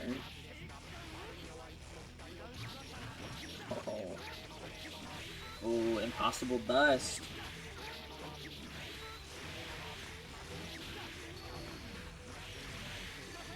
Oh, catches the DP. Gets that DP. Oh! Twice. The safety valve.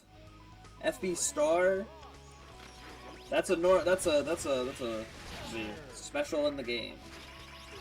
Boom! Run up command throw.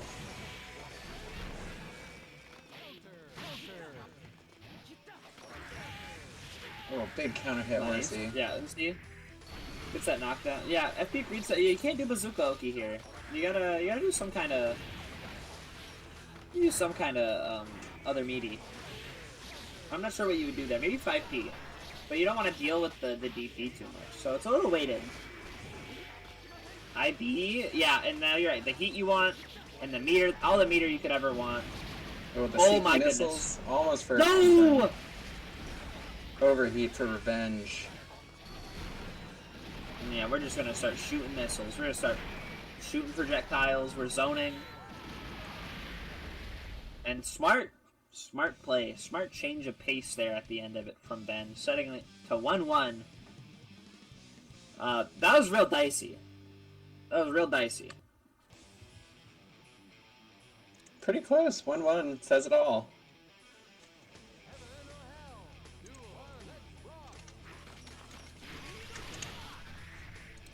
I think Ben could definitely benefit from shooting missiles a little bit more too. And it's a little different from what Ben's normal prerogative is in a lot of matchups, but I think here it helps a lot. This guy's gonna die. Gets the burst out. Good burst. Oh, and this guy's gonna die. You are correct. He Nice. died. No overclocks this match. Ben got that first one. Ben got that first one pretty hard. Ben's not an overclock user. He's been experimenting with it a lot lately. I'm so sick of these players. I'm so sick of these players listening to what I'm going to say ahead of time, and then doing the thing I said they weren't gonna do.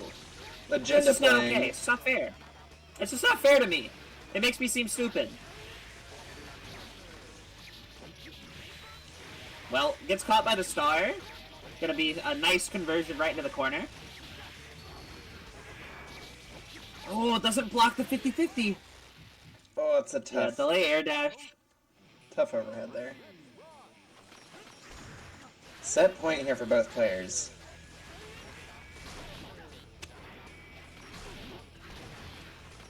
But like I was saying a little earlier, Ben, not a massive overclock user, but has started experimenting with a lot lately.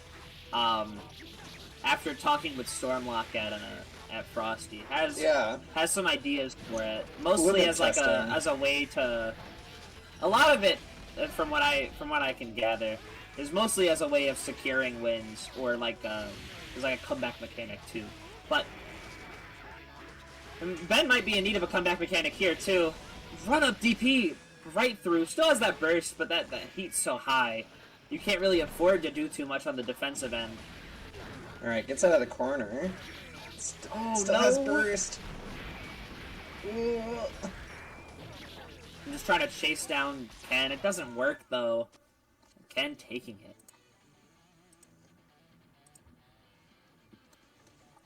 Ken taking it 2-1. Very clean play from Ken today. Yeah, I mean, if you're gonna win with Kai, you can't do anything but play clean. That's true. Not a lot of wiggle room. That's a character. That's a character with like a little bit of grime, and compared to the rest of the cast, it's not that much.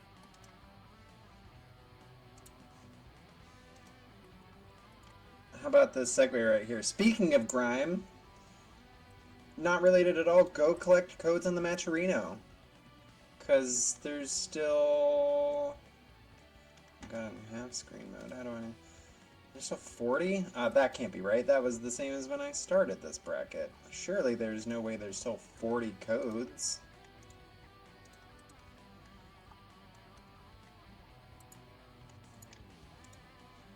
That's 36. That's crazy. not a whole lot better. It's crazy what drugs and alcohol will lead children to do. Not claim their Matcherino codes. Make me sick. All you chatters not claiming your codes. It's a slippery slope. It's a slippery slope. You know, one day you're not claiming your Matcherino codes, and then the next day you're picking Dizzy. Like, it's real rough out there sometimes. You're out there on the corner, begging for a quarter, and then you think back to the time you could have given a quarter to the Boston Bluebee winner. And it could have been you. You got any Please, spare sir? fish, Okie? No? Please. Alright, God bless. Some tension for a poor helpless We're girl. getting we got a bit of a potential banger coming up though. Tmunny Jacob Pet. I'm very interested in seeing this because I know how Jacob Pet plays against Phantom. But I don't know about Tmunny. Tmunny's a little different. They have some tendencies that are a little different. And I'm wondering if I'm wondering how much of that can translate over to another player like this. But we'll see. We'll see. Yeah, maybe we'll see something like the Joe Biden matchup here, where Tmunny is setting the pace here. I mean, clear out just those runs right up. obstacles. Yep. Yeah, good neutral jump. That net is still there.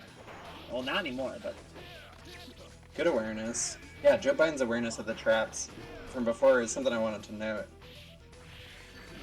Oh, ooh, the tech big throw. chase. Was not ready to block. Nice, closing that space with Gun Blaze. Use the RC. Not a wall stick. Yeah, and that's Tmunny's strike throw is definitely something to note because it's very, very scary. Throw, and Tmunny very often will opt for a throw more than anything as a punish. It's like right there.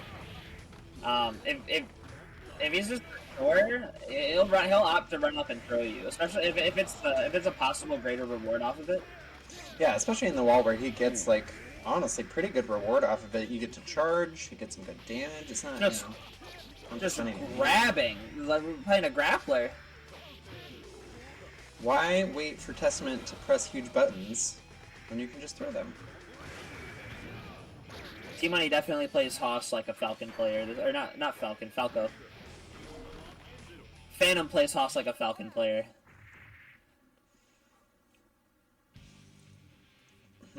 What's Haas's Tmunny's a Falcon quick punch? first game though. Hoss's Falcon Punch, Savage Fang level 2. No, wait, that's a good move. It needs to be a bad one. Does Hoss have bad moves? It may surprise you. Many people are saying this. DI Sakai is Falcon Punch, true. Oh, it might be Tyrant Reef 3. No, Tyrant Reef 3 you can combo into. Like, easy. Can't be that. But yeah, a little bit better of a round start for Jacob Pat here from the first game. Bit of a flip flop here. Tmunny has a ton of meter working with here, and still maintaining a pretty tight grip on his burst. Do not use burst. God. I'm sorry. That was comedically timed. Alright, gotta get both hits on the Master of Puppets here. Spends 50. Well, there's Tyrant Rave. Did it work? Oh, the throw to get out of the tree. Oh. Nice tick throw. Oh yeah, tries to 2S, tries to do a Bari 2S, doesn't quite get it. Running under there, that's gonna be a big conversion. Doesn't get it. Woo. Scrambly. We're throwing out Badlands in neutral. We're pressing JD, and we're profiting. We are winning. Right into the corner, and just taking it safe with the double beast. Mike the Sykes, you were so right. The EXE Beast is very moe. Using that Haas Magic JP. Ooh, big counter. There we go. Yeah, just kind of opting for these resets here, and these positions where the potential damage isn't very high, and it's a little tricky to convert. Just going straight for resets. Wake up, throw. Boom, boom. That's mop. All right, one hit. You're guessing for game. All right, got a level 3 on the back here. No tension. Almost at burst. Jacopet has burst still, but around the head. Oh, the gun. Remember that tree is still behind Jacopet, and I hope that Tmunny remembers that. I think he does. Yep. Yeah, play that life lead. Play that life lead. That's what I like to see. Holding on to that burst too. Play timer. Alright, set point for Tmunny here. Mashes right through Jacopet's 2H. Good awareness on that net. Doesn't block the overhead. That's a little rough. Yo, look at that 5P. Inspirational.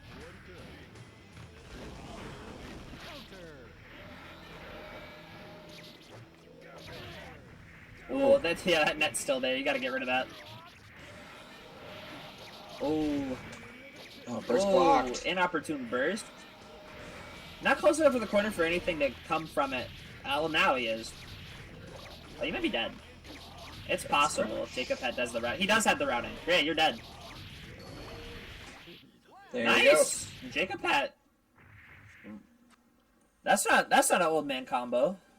He's got them young joints. Is he playing young at heart? Yes. Old head.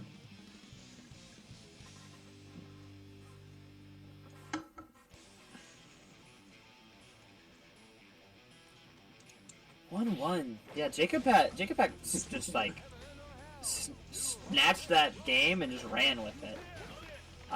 We'll see if Tmunny can make these adaptions. A lot of the biggest issues that were coming from it were Jacopet just had time to set up in neutral. The first game was not the case. Tmunny was just on him from the jump.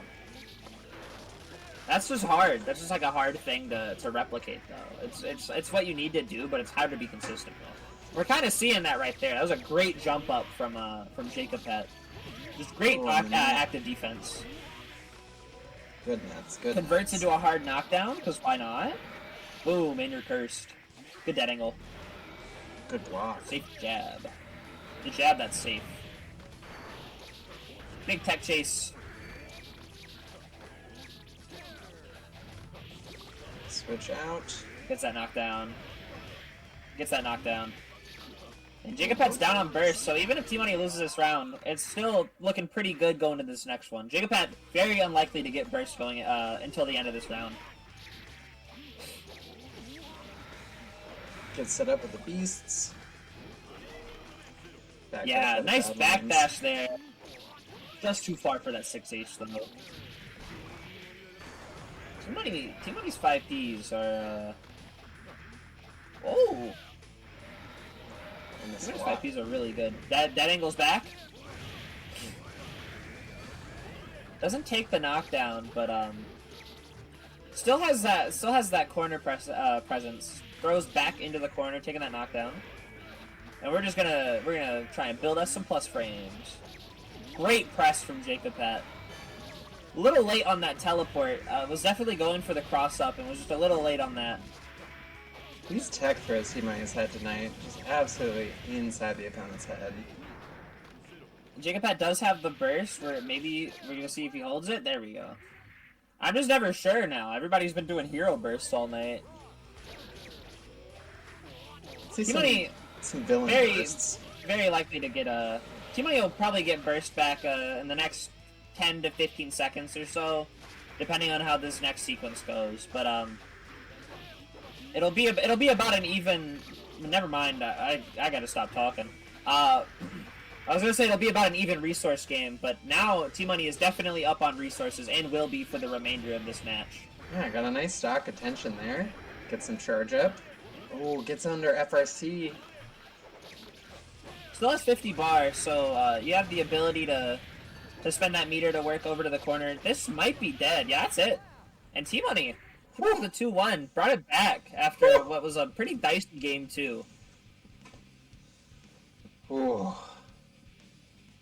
That's some good Haas. That's a fun character to watch.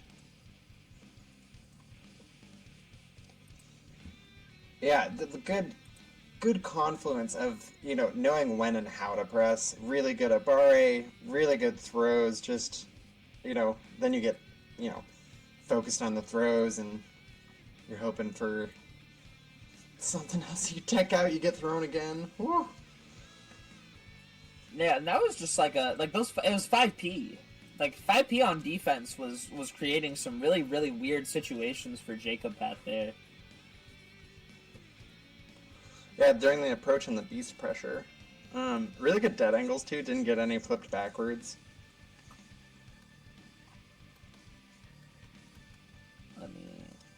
We got Afterlife and Violent Ken here. I've seen this matchup a bit because of Af, who's another very strong Kai, who really enjoys this matchup for some reason. Most Kais don't. You can't use stun edge very well. Zappa can just kind of run under it, and your far slash is a little bit worse of a poke than normal, but your 2S is still quite strong. So we'll see if Ken has what it takes to topple this matchup. Okay, well there's that far slash that I was talking about. Dog is here. Burst early. Oh, slash back. And Afterlife gets that slash back, so the tension pulse is going to be absurd. Spends it on that on the RC from the overhead. Very Dog nicely. wasn't quite in position for the dog wasn't quite in position for that overhead to be a true confirm, so that RC was really good. There we go. Yeah, just catching the landing. Clean first round. Really rough first round. Ken does have burst about to be back up. Sword. Alright, well, you got these? Yeah, after like running back up, getting under that jump in. You gotta time your jump ins real late against Zappa. And again, that raises a lot of issues, which means you're not covered as early as you normally would be, so you're more susceptible to things like air throw or run unders. Yeah, as an Eno player, the pain of having your main zoning be just completely invalidated by the sprint. It doesn't happen a lot, but He just runs into that slash, or gets that slash back again, and it seems like Afterlife. There's a little bit of tech that you can do. I don't know if Afterlife's doing it or just timing these really well. Afterlife taking that first game, but if you can get under a projectile, when you slash back it, you'll just stand up into it, so the timing is auto timed. Huh.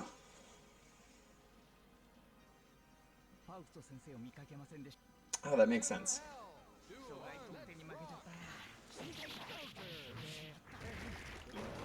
3 for 3 on round starts for Afterlife. Oh, sword. Has Ghost come up once? Not in this match yet, I don't think. Yeah, I think it's just been sword and dog. It's sword when Afterlife needs to make space, and it's dog when she doesn't.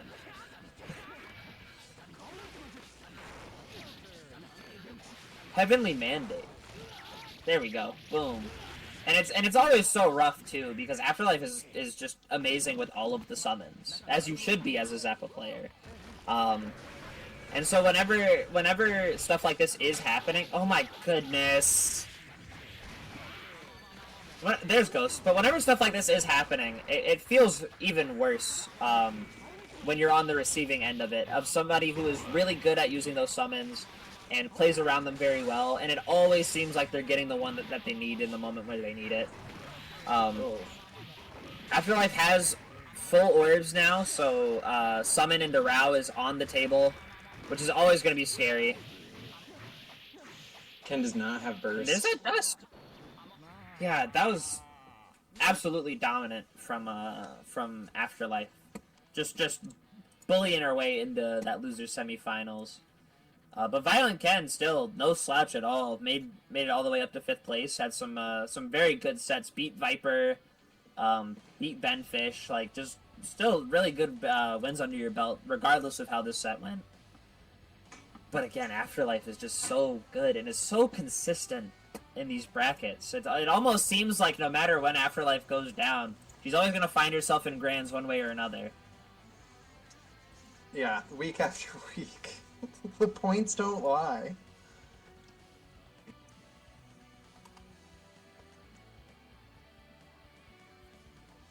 Are we running the quarterfinal next, or are we doing winners? Let's see.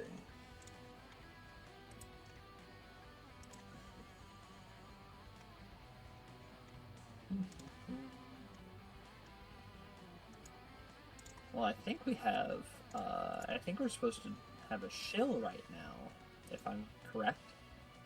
Is it shill time? So, let's get into that. Let's get into that. That's what it looks like, because I guess we're moving into, are we doing winners finals, or are we doing 4 grands? Alright, we're waiting. Regardless, I'm going to shill something. Maturino is still in there. Go hit that up. There's a whole bunch of other stuff going on in here, too. You can do exclamation point bracket, you'll see the bracket.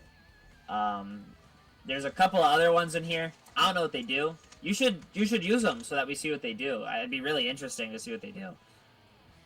It's a learning experience for all of us. We have a good winners finals here between XPhantom and Joe Biden. A little bit of Tom Nook action. We are going to get right into it. I am excited to see how this goes because Phantom moves at the pace that Chipp does. Phantom and Joe move at the same pace, kind of similar pacings. And like I said earlier, the ways that you beat Phantom are you either ice him or you outpace him. If there's any character that can outpace Hoss, it's going to be Chipp. And Joe is just a really fast player already. But you got a bit of a hill to climb. First to 3 XPhantom. But I believe in Joe. I always do. Using that vertical space really well. Gets caught in a dash. He gets that burst out pretty early. Catches the jump. Oh. And so there was a thing I mentioned earlier about Chipp, where it's not the ups against the high damage characters that suck more. It's the one against the low damage characters. So now Hoss, who's normally like a 4 or 5 touch character, can't hit you in 3. And it's really hard to avoid hits from Hoss too. Yeah, XPhantom is probably gonna 3-touch you. Phantom's a funny guy to fight because sometimes he's in 2P mode and all of his openings will come from 2P, and then other times you're getting counter hit by like nonsense. Oh, the slashbacks. Woof. Just yeah, great game one. I don't ever see Phantom use like Fafnir. I just wanted to like say that again. I don't see it enough. He really likes that meter for ACFRC. I've seen him throw it out when you're at the wrong range and he just wants to kill you for the round. Oh, went for a slashback. Just a little too early there. But Joe was not ready for that, so he dipped out. Oh, the back nice mix up. Alright, what's the mix? Yeah, just gonna do that overhead. Phantom near stun. Really good round for Joe here. XPhantom managed to escape the corner. Bro? Phantom is at a pixel You got what it takes to make this work. There's that Fafnir. Good block. Stop listening to me. Good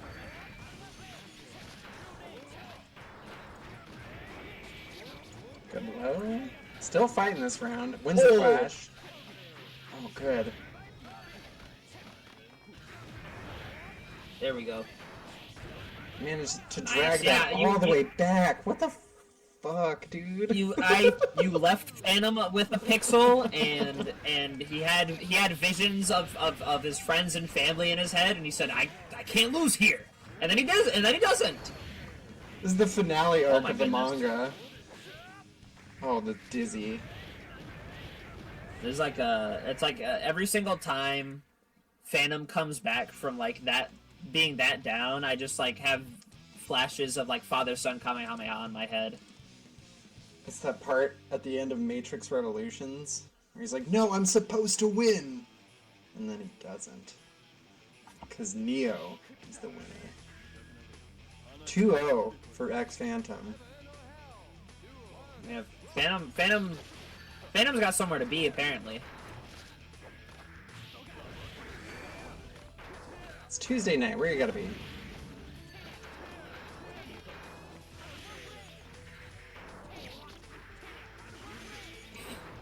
Yeah, and then Phantom is opting for the safe slashback, trying to see if Alpha Blade Plus comes out.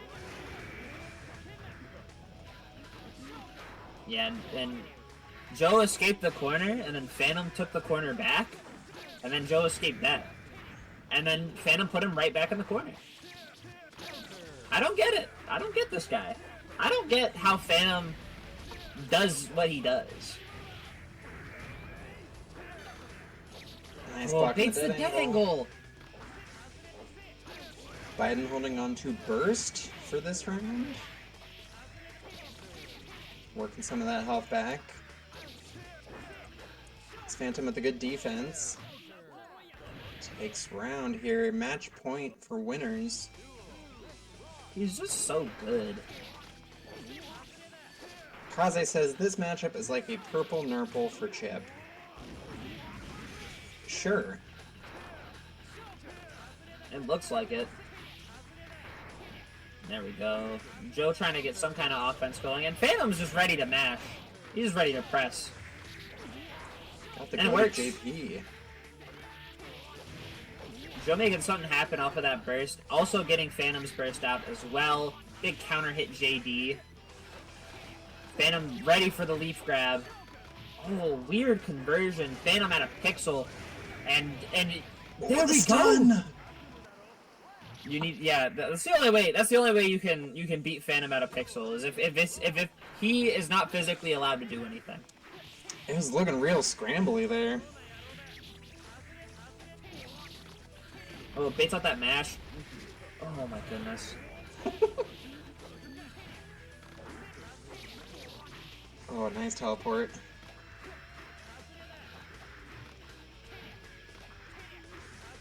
Does a great job of avoiding that anti-air close slash. Oh, is he gonna get burst back in time? It's bad. Yeah, you're cooked. And Phantom moving on 3-0 into grand finals. I have to. How am I supposed to win my locals when I drive this guy to him? What do I do? He's so good. He's just so pay off good. Giga. Get Giga back in the game. You can't do him either. That's why he retired. Afterlife. He's been playing more. He's been back. He's been back. He's been playing more. I think he's registered for Slashback. I know he's going. There's been a dearth of jams lately. I've barely seen any. Some of you are saying thank God. Alright, we got the, let's see, losers semis here. Yes, losers semis. Wow, good job, me. Pat cell phone back. Alright, we got some dead time. Go click on Matcherino codes. There's enough of you in here. 177? That's pretty good. Good to see you all.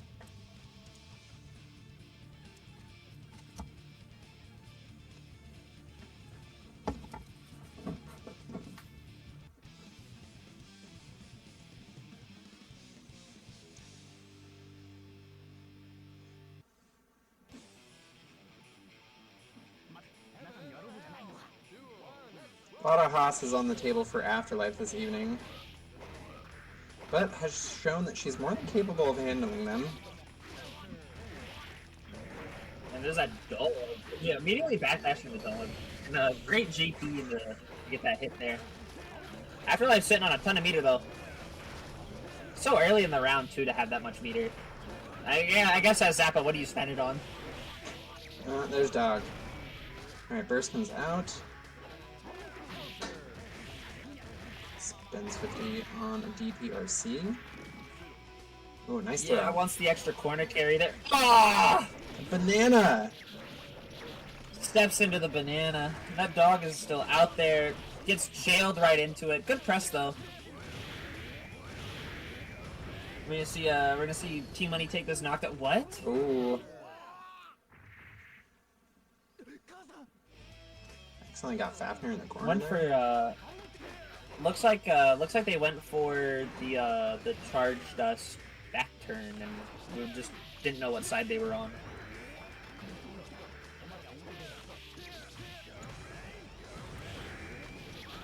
A little tricky here in the wake-ups. Doesn't want to mess with those free summons. Oh, sword. Oh, wins out on the clash, but doesn't get the overhead.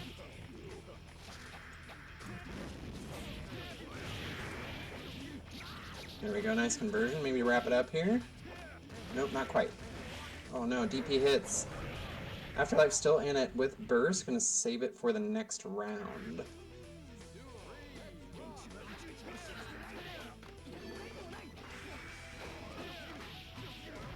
Yeah, we only had one soul on stream today, didn't we? It was Kaze. Ooh, good counter hit. Gets that burst. Ooh, that's GG. Switching up the methods here a little bit. Blocks the DP. Oh wow! Just like worked around the sword. And we're still in first to two territory.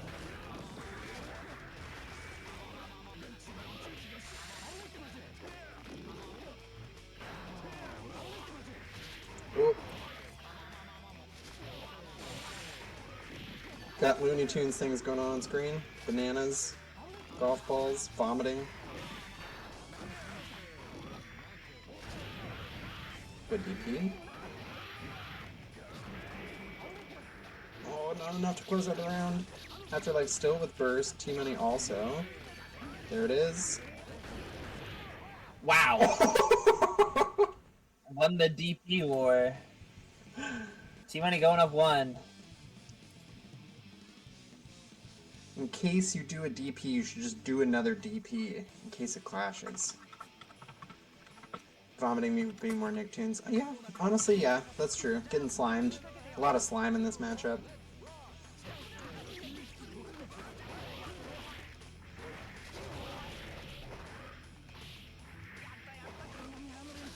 Frank Zappa has sang about a lot of weird stuff. This is true.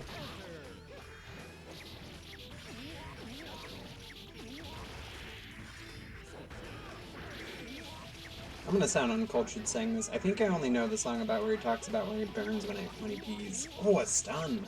You know, that's the one I was thinking of too.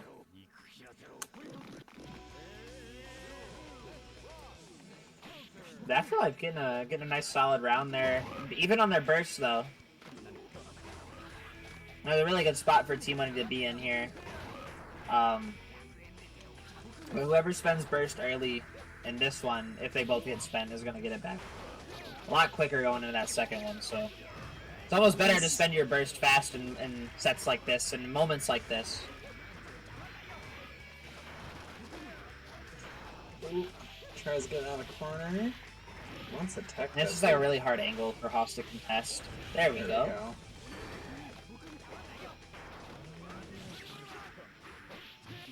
Ooh, good stagger pressure. 2P. You gotta be worrying about that sword. Goes for a throw. I feel like ready to mash out though. 2P gets wall splat.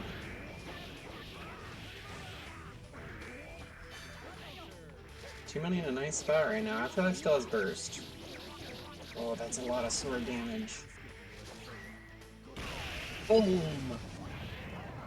Yeah, and just taking that right back. And both of them held onto their burst the entire time, so we'll see who uses it first. Nerves of steel.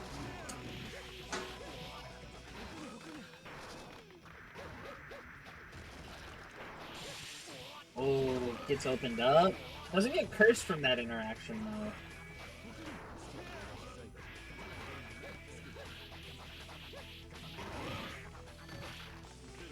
Real good control. Nice. Oh, gets in the throw. Oh, weird drop. And to wake up dog. Nice. Nice 2Ps. Oh, beats out the burst, but Afterlife are seeing it to keep safe. Gets hit by not BRP, by Blockhead. Oh! Catches the 6H. Yeah, we got DP. We are pressing. Good pressing. Spends 50 for an RC. Oh yeah, immediately. Oh, this is rough. Wait! Anything kills. Yeah, there goes Tmnunny. Oh, no? Still not enough! The Heavenly Mandate!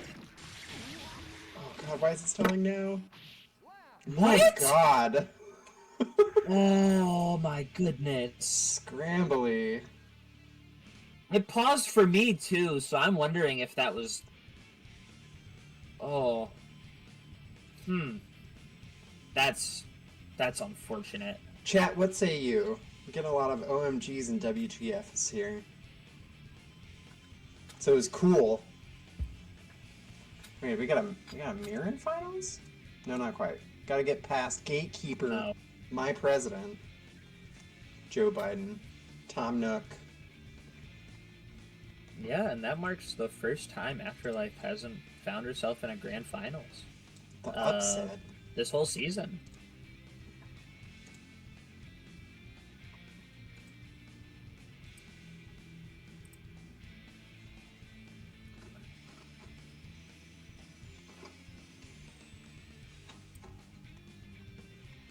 Alright, that's interesting. Okay.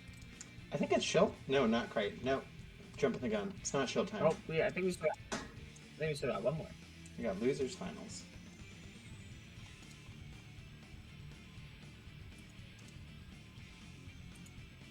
Is there a manifesto? WTF and OMG have been copyrighted. But what? What? Is that like Michael Bay's doing? Did the Transformers do that? Are there Transformers named WTF now? More Haas Chipp. It is fun getting to see the two different players deal with this. I think they have pretty similar play styles, sort of. Tmunny definitely likes his throws more.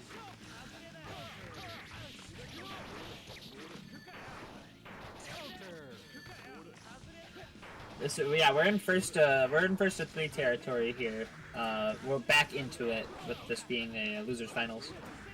So a little bit more time for everybody to make their adaptations and to mess around a little bit to figure out how to approach this. Nice 2D. Oh, that Yo, good slashback. Good footsies.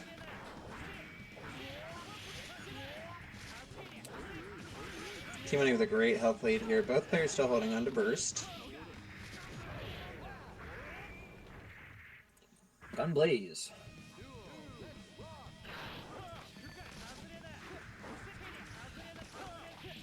He's jumping up in the air with that preemptive JP. Joe Biden gets the better of him on that air-to-air. Corner control, DP's out.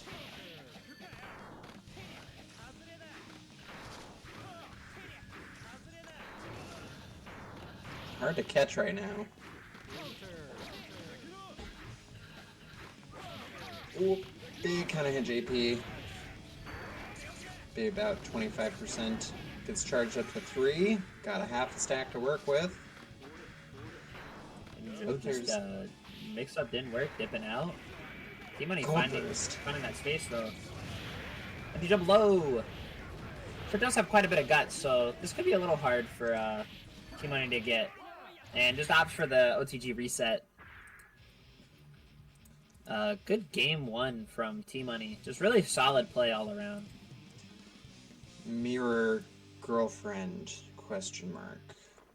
No, I don't have one. At all. Not even in the mirror.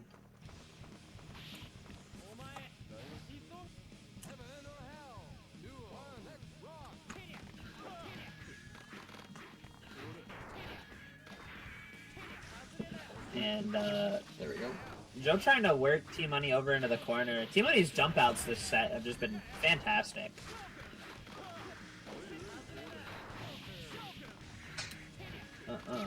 Yeah, misses that slash back. Getting a throw. What's the mix up? High low? Yeah, J2K into 2K is just kind of cheap.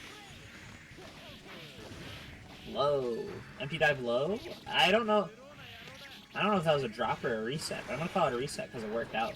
Yo! Oh no! Good mix. Foiled by Shuriken. Yeah, we're doing DPs.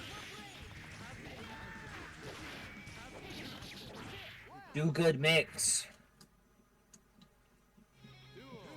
Why think about neutral or conditioning when you can do good mix? Oh, missed times. Big counter hit. Very volatile matchup here. Good defense. Ooh, nice leaf grab. Do good mix. Yeah, we're just dipping out. I'm assuming that was the combo extender, but even regardless, regardless the situation at hand is still fine. So up on burst, up on meter, up on health. Tmnunny with a pretty solid mash out there. Yeah, Joe just playing time. Has plenty of time to get that one hit, so you don't gotta fix it, and Joe knows that. We are teleporting. There we go. Finds a break in the teleports. And the reversal throw, making this at 1-1. It's so good. Chipp is facing the wrong way.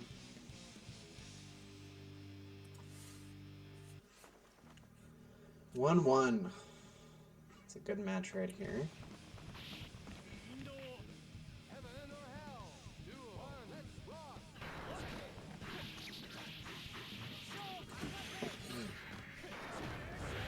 Oh, just catch the edge of that gun blaze. No corner control. Tmnunny a little bit wary now. There we go. Ooh, wake up throw? Yeah, and now Joe knows that Tmnunny is gonna really try and hammer in that that JH slash back, so he's mixing it up with the timing on that Alpha Blade. No punish, unfortunately, but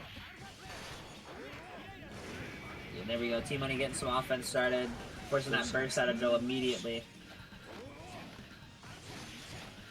Oh, he's moving. Oh, that was a really high JD. That should have been Tmnunny's turn.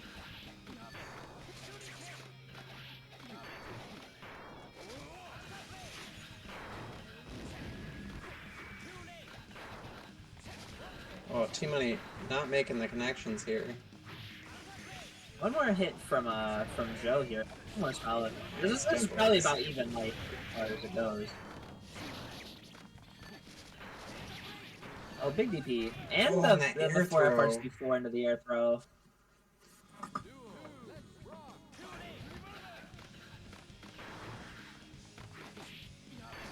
Nice 2K.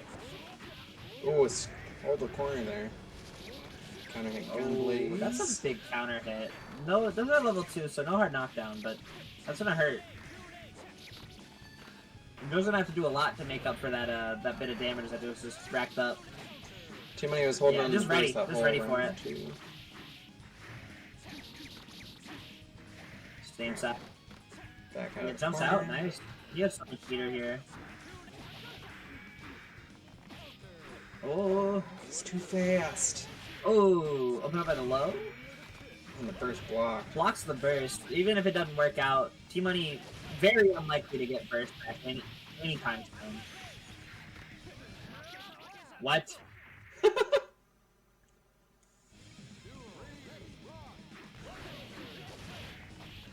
Alright, good 6P from Joe.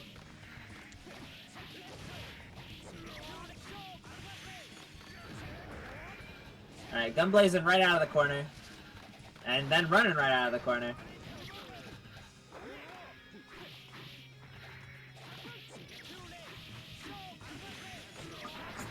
Big conversion from Joe here. Yeah, just dead angle immediately.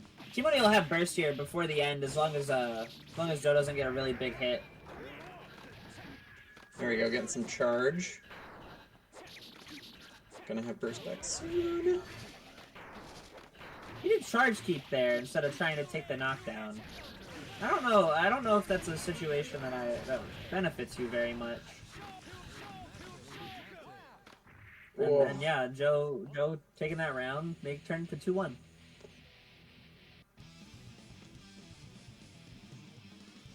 Yeah, like, running it back to... That was counter hit 2D into charge keep rocket, which is level 1, forcing an air tech situation with Chipp. And I know the other two, I know these two House players really enjoy trying to get their air techs, but sometimes it's just not worth it. And I don't think Chipp is a character where it's worth it. Personally. Yeah, the teleports, the jumps, the dives. That's a hard ask. Oh, and these ambiguous cross-ups here, doing mad work. Yeah, Gunblaze on wake up, just trying to get out as best as possible. Good throw. IB's the JD on the way down and still gets thrown for his troubles. Spends 50 for a dead angle. Round 1 for Joe Biden. Set point.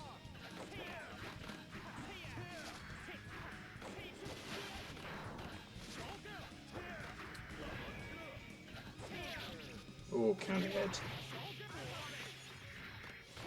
There we go.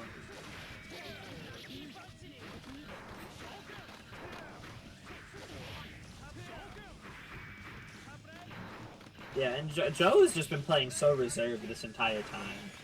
And I really don't know what you're supposed to do when Chipp isn't, like, throwing themselves at you all the time. Joe is going in, and if it doesn't work, he's teleporting away.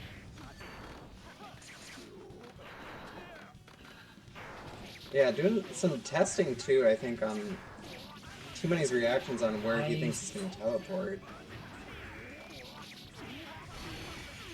There we go. Oh. Yeah, and Joe came back. He took that little bit of time in between winners finals and his set now, and was like, you know what? I'm not here to have fun anymore. I'm not here to have fun. I want to win. I want to win. There's points on the line. No more. There's you can have fun. Having fun is fine. Like I like to have fun. You know what else I really like? I like winning. Sometimes the fun thing isn't the winning thing. And Joe went, I know the winning thing. I'm gonna do the winning thing. He did good mix, and he never committed. He didn't commit if he didn't absolutely have to. He's saying, you know what, winning's every single time, too. Every single time he goes in, he goes for the mix-up, and if the mix-up doesn't work, he returns to neutral. He teleports away.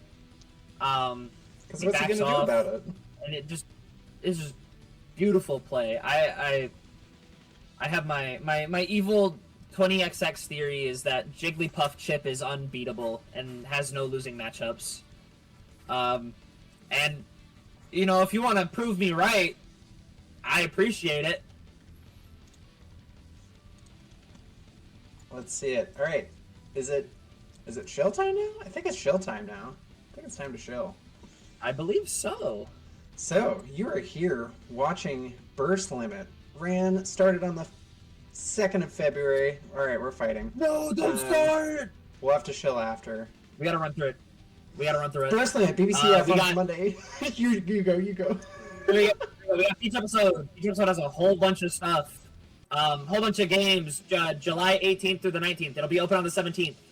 Boston Blue Bee offline monthly, April 18th. Bunch of games. All the same games as normal. What else we got? Wave Dash on Arcadia, Portland, Maine, 21 plus. They have a DJ, Street Fighter 6, Tekken 8, Windjammers. We're getting into it. Thank you, God. There we go. Grand Finals, XPhantom, Joe Biden, running it back from Winners Finals. Phantom has hit Joe twice and has done over 50%. That is not what Haas does, and that is what we are looking at. Yeah, Joe gonna have to make some adjustments from the last match to this one. Two different players here. Side effects voice. Oh, misses the slashback cancel on the air dash. Does get the hit.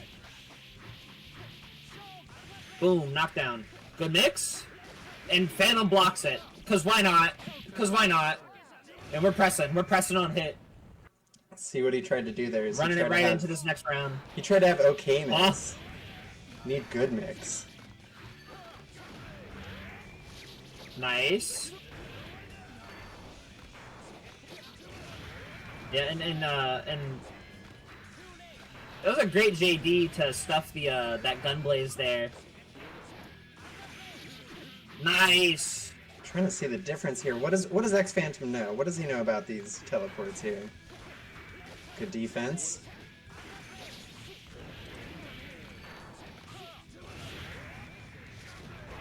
The big difference between the Phantom set and the Tmnunny set from Winners Finals going into now, and even in this game, is that Phantom is just reading Biden's approaches so well and is blocking the good mix. So the good mix is not very good because it's not working. I don't know how Phantom guesses so well on these mix-up attempts. I have no clue. Studies the blade logic. But yeah, there's then the other part about it is Phantom is perfectly fine taking his time. Knows very, very well how fast Chipp explodes and how fast a life lead disintegrates, and is more than fine just kind of sitting there and building resources. Yeah, if need be, he can even up that health in one conversion. Forces that burst out of Biden. Oh, the nice. FRC. Just kind of hovers right above Gamma. Gets hit by it anyways. Yo, nice. wake up 5K? So bad guy? There's the Fafnir. Phantom has no meter, but does have burst, so Phantom effectively has 2 stocks. This is gonna be kind of rough. Oh, you're dead. Jeez. Yeah, level 2. Alright, air throw into kill. We like it, we like it. And again, Phantom playing like he's got somewhere to be. Nice. I think I'm seeing more jump blocking. That might be the secret. Ooh, DP on wake up?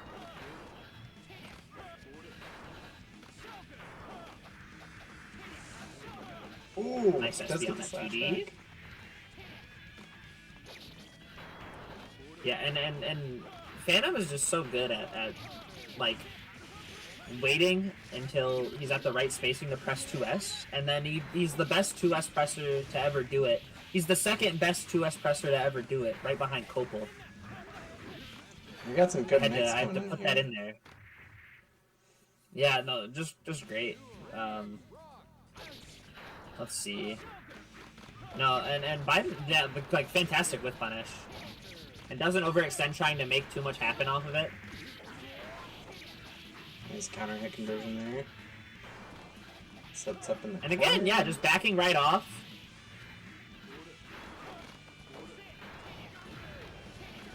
Gets out of the gun blaze. Ooh, epic gamma.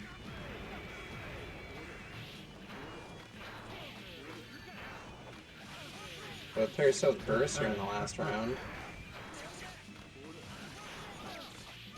Yeah, just great. Just like fantastic reactions to that Alpha Blade to get this punish. This is gonna be really rough. Ooh! Oh no!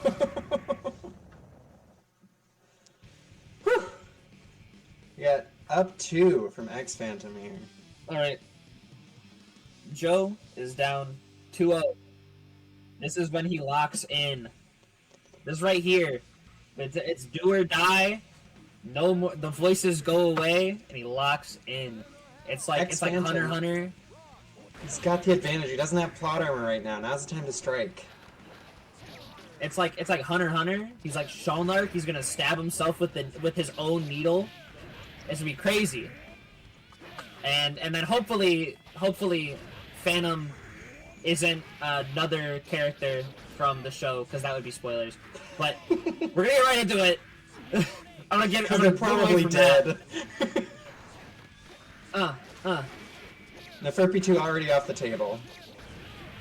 This is true. Oh. Yeah, and it's so much damage for these small glancing blows, and Haas is always coming by them. Phantom is on tournament point right now.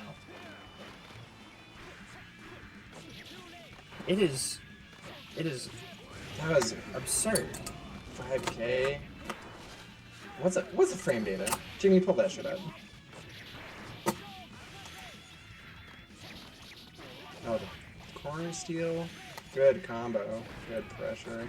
Blocks DP. Oh, it comes down with the level 2 though. Coast to coast. Big damage. Still has burst. Round advantage. Joe. Oh, good press. Joe didn't get the FRC there, or tried to RC it at all. XPhantom has a lot of meter. Jumps over leaf grab. Do or die. Burst is gone. Oh, it's zero after flash. It's zero after flash. It's over. It's over already. What time is it? That has to be the fastest boss in Blue Beat I've seen. Oh my gosh, dude.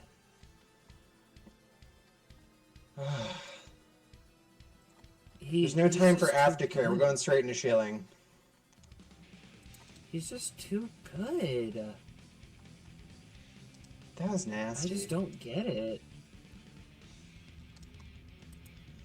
Alright, so this has been Burst Limit, our 10-week series. 2 weeks left. Mondays, we got BlazBlue. Tuesdays, we got Plus R. Wednesdays are for Uni 2. Happening every week. And there will still be, after a short break, I assume there will still be weekly of the same games on the same days. And Burst Limit is all leading up to, for the winners, expense paid trip to beach episode. Travel, hotel room, event registration, fully covered. Let's take a look at those standings. That might have been a little bit of a shakeup this week. Yeah, let's see. Okay, I don't think they've been updated yet, but yeah, this is from last week. Phantom's gonna go up by about 100 points. Setting himself at 335. Impossible for him to lose his spot. 100% clinched in. Pretty much everybody in that top 4, if my math is mathing, and Jacob Pet as well, is probably clinched in there. Prayer did not show up this week. Neither did Peter or Izzy, so there's not going to be much of a change down in that top 8 cutoff. Ben and Kaze aren't going to go up a ton in their points, both getting 7th, so they're not going to move too much. It's going to be... We got a good bit. We got some really strong players in there. Yeah, good showing from Ken and Tmnunny this week. Taking on some big names. Good to see them on stream. It was fun games. Yeah, and then beach episode. So that's going to be in Waltham, Massachusetts. At the Westin Waltham. Casual start on the 17th, day before. Tournament proper starts on the 18th, goes the 19th. You can check that out by clicking on this link that I'm going to put in. Thank you, Nightbot. You're so cool. Yeah, and the games that they're running. They got SF6, Tekken 8, Guilty Gear Strive, Exard Rev 2, Plus R, BlazBlue Centralfiction, 2XKO, Grand Blue vs. Rising, Under Night 2, Melty Blood, Actions Again, Current Code, Sailor Moon S, and Mystery Games. And there's a few more on the next slide, too. They got like 3S and VSAB and some old head stuff, so... They got the game 15. That you play. They have it all, and if they don't have it on the main stages, they have it in the side events. Go see your friends, go see some people. They just updated 5. They took staggers away from like everybody. Taka got blown up. It is a great time to hop on that game. I'm not gonna do it because you know I got like an appointment that day. But you could. I have to go to work, so I don't know. You go. Enjoy it for me. I gotta wash my turtle. I got hot sauce tasting contest. Like there's a whole lot going on. So I can't do it. I can't be the one to do it, but you can. We'll send our spirits. We'll give you our energy. I'll put my hands up to the sky and stuff. And then we got a new tournament in Portland, Maine, East Coast Portland. We got the monthly. The monthly comes first. We'll do Windjammers too. They got Street Fighter, they got Tekken, they got a Frisbee game. Boston Blue Beat is holding a monthly on April 20. I'm getting stunned. All right, we're gonna do Wave Dash at Arcadia first. They're Portland, Maine. They got a DJ.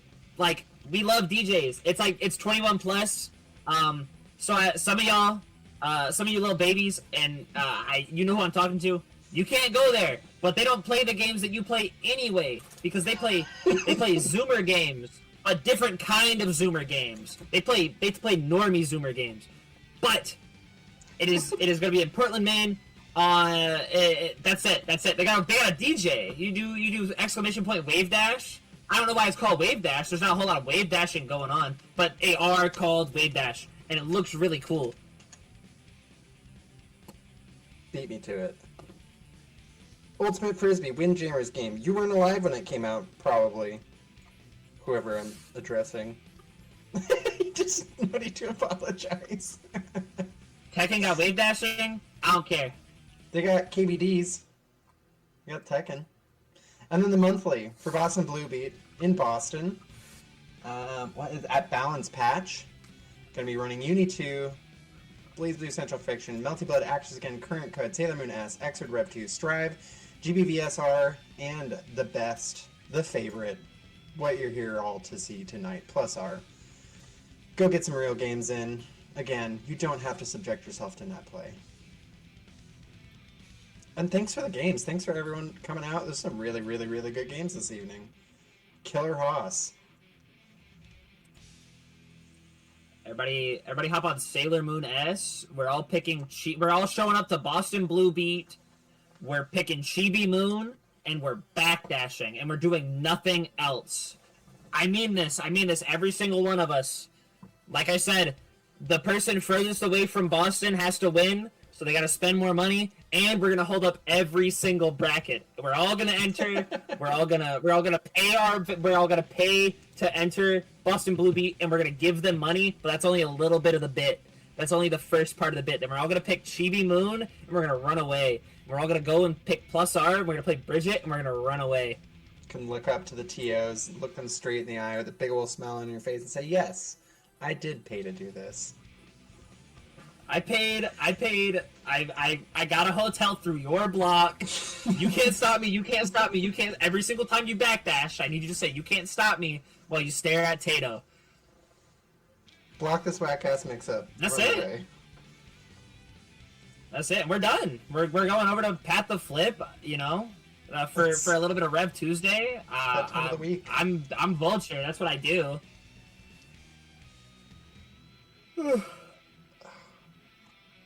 It's a nice, fast bracket. It's really good. I can't wait to be off the air so I can go to the bathroom.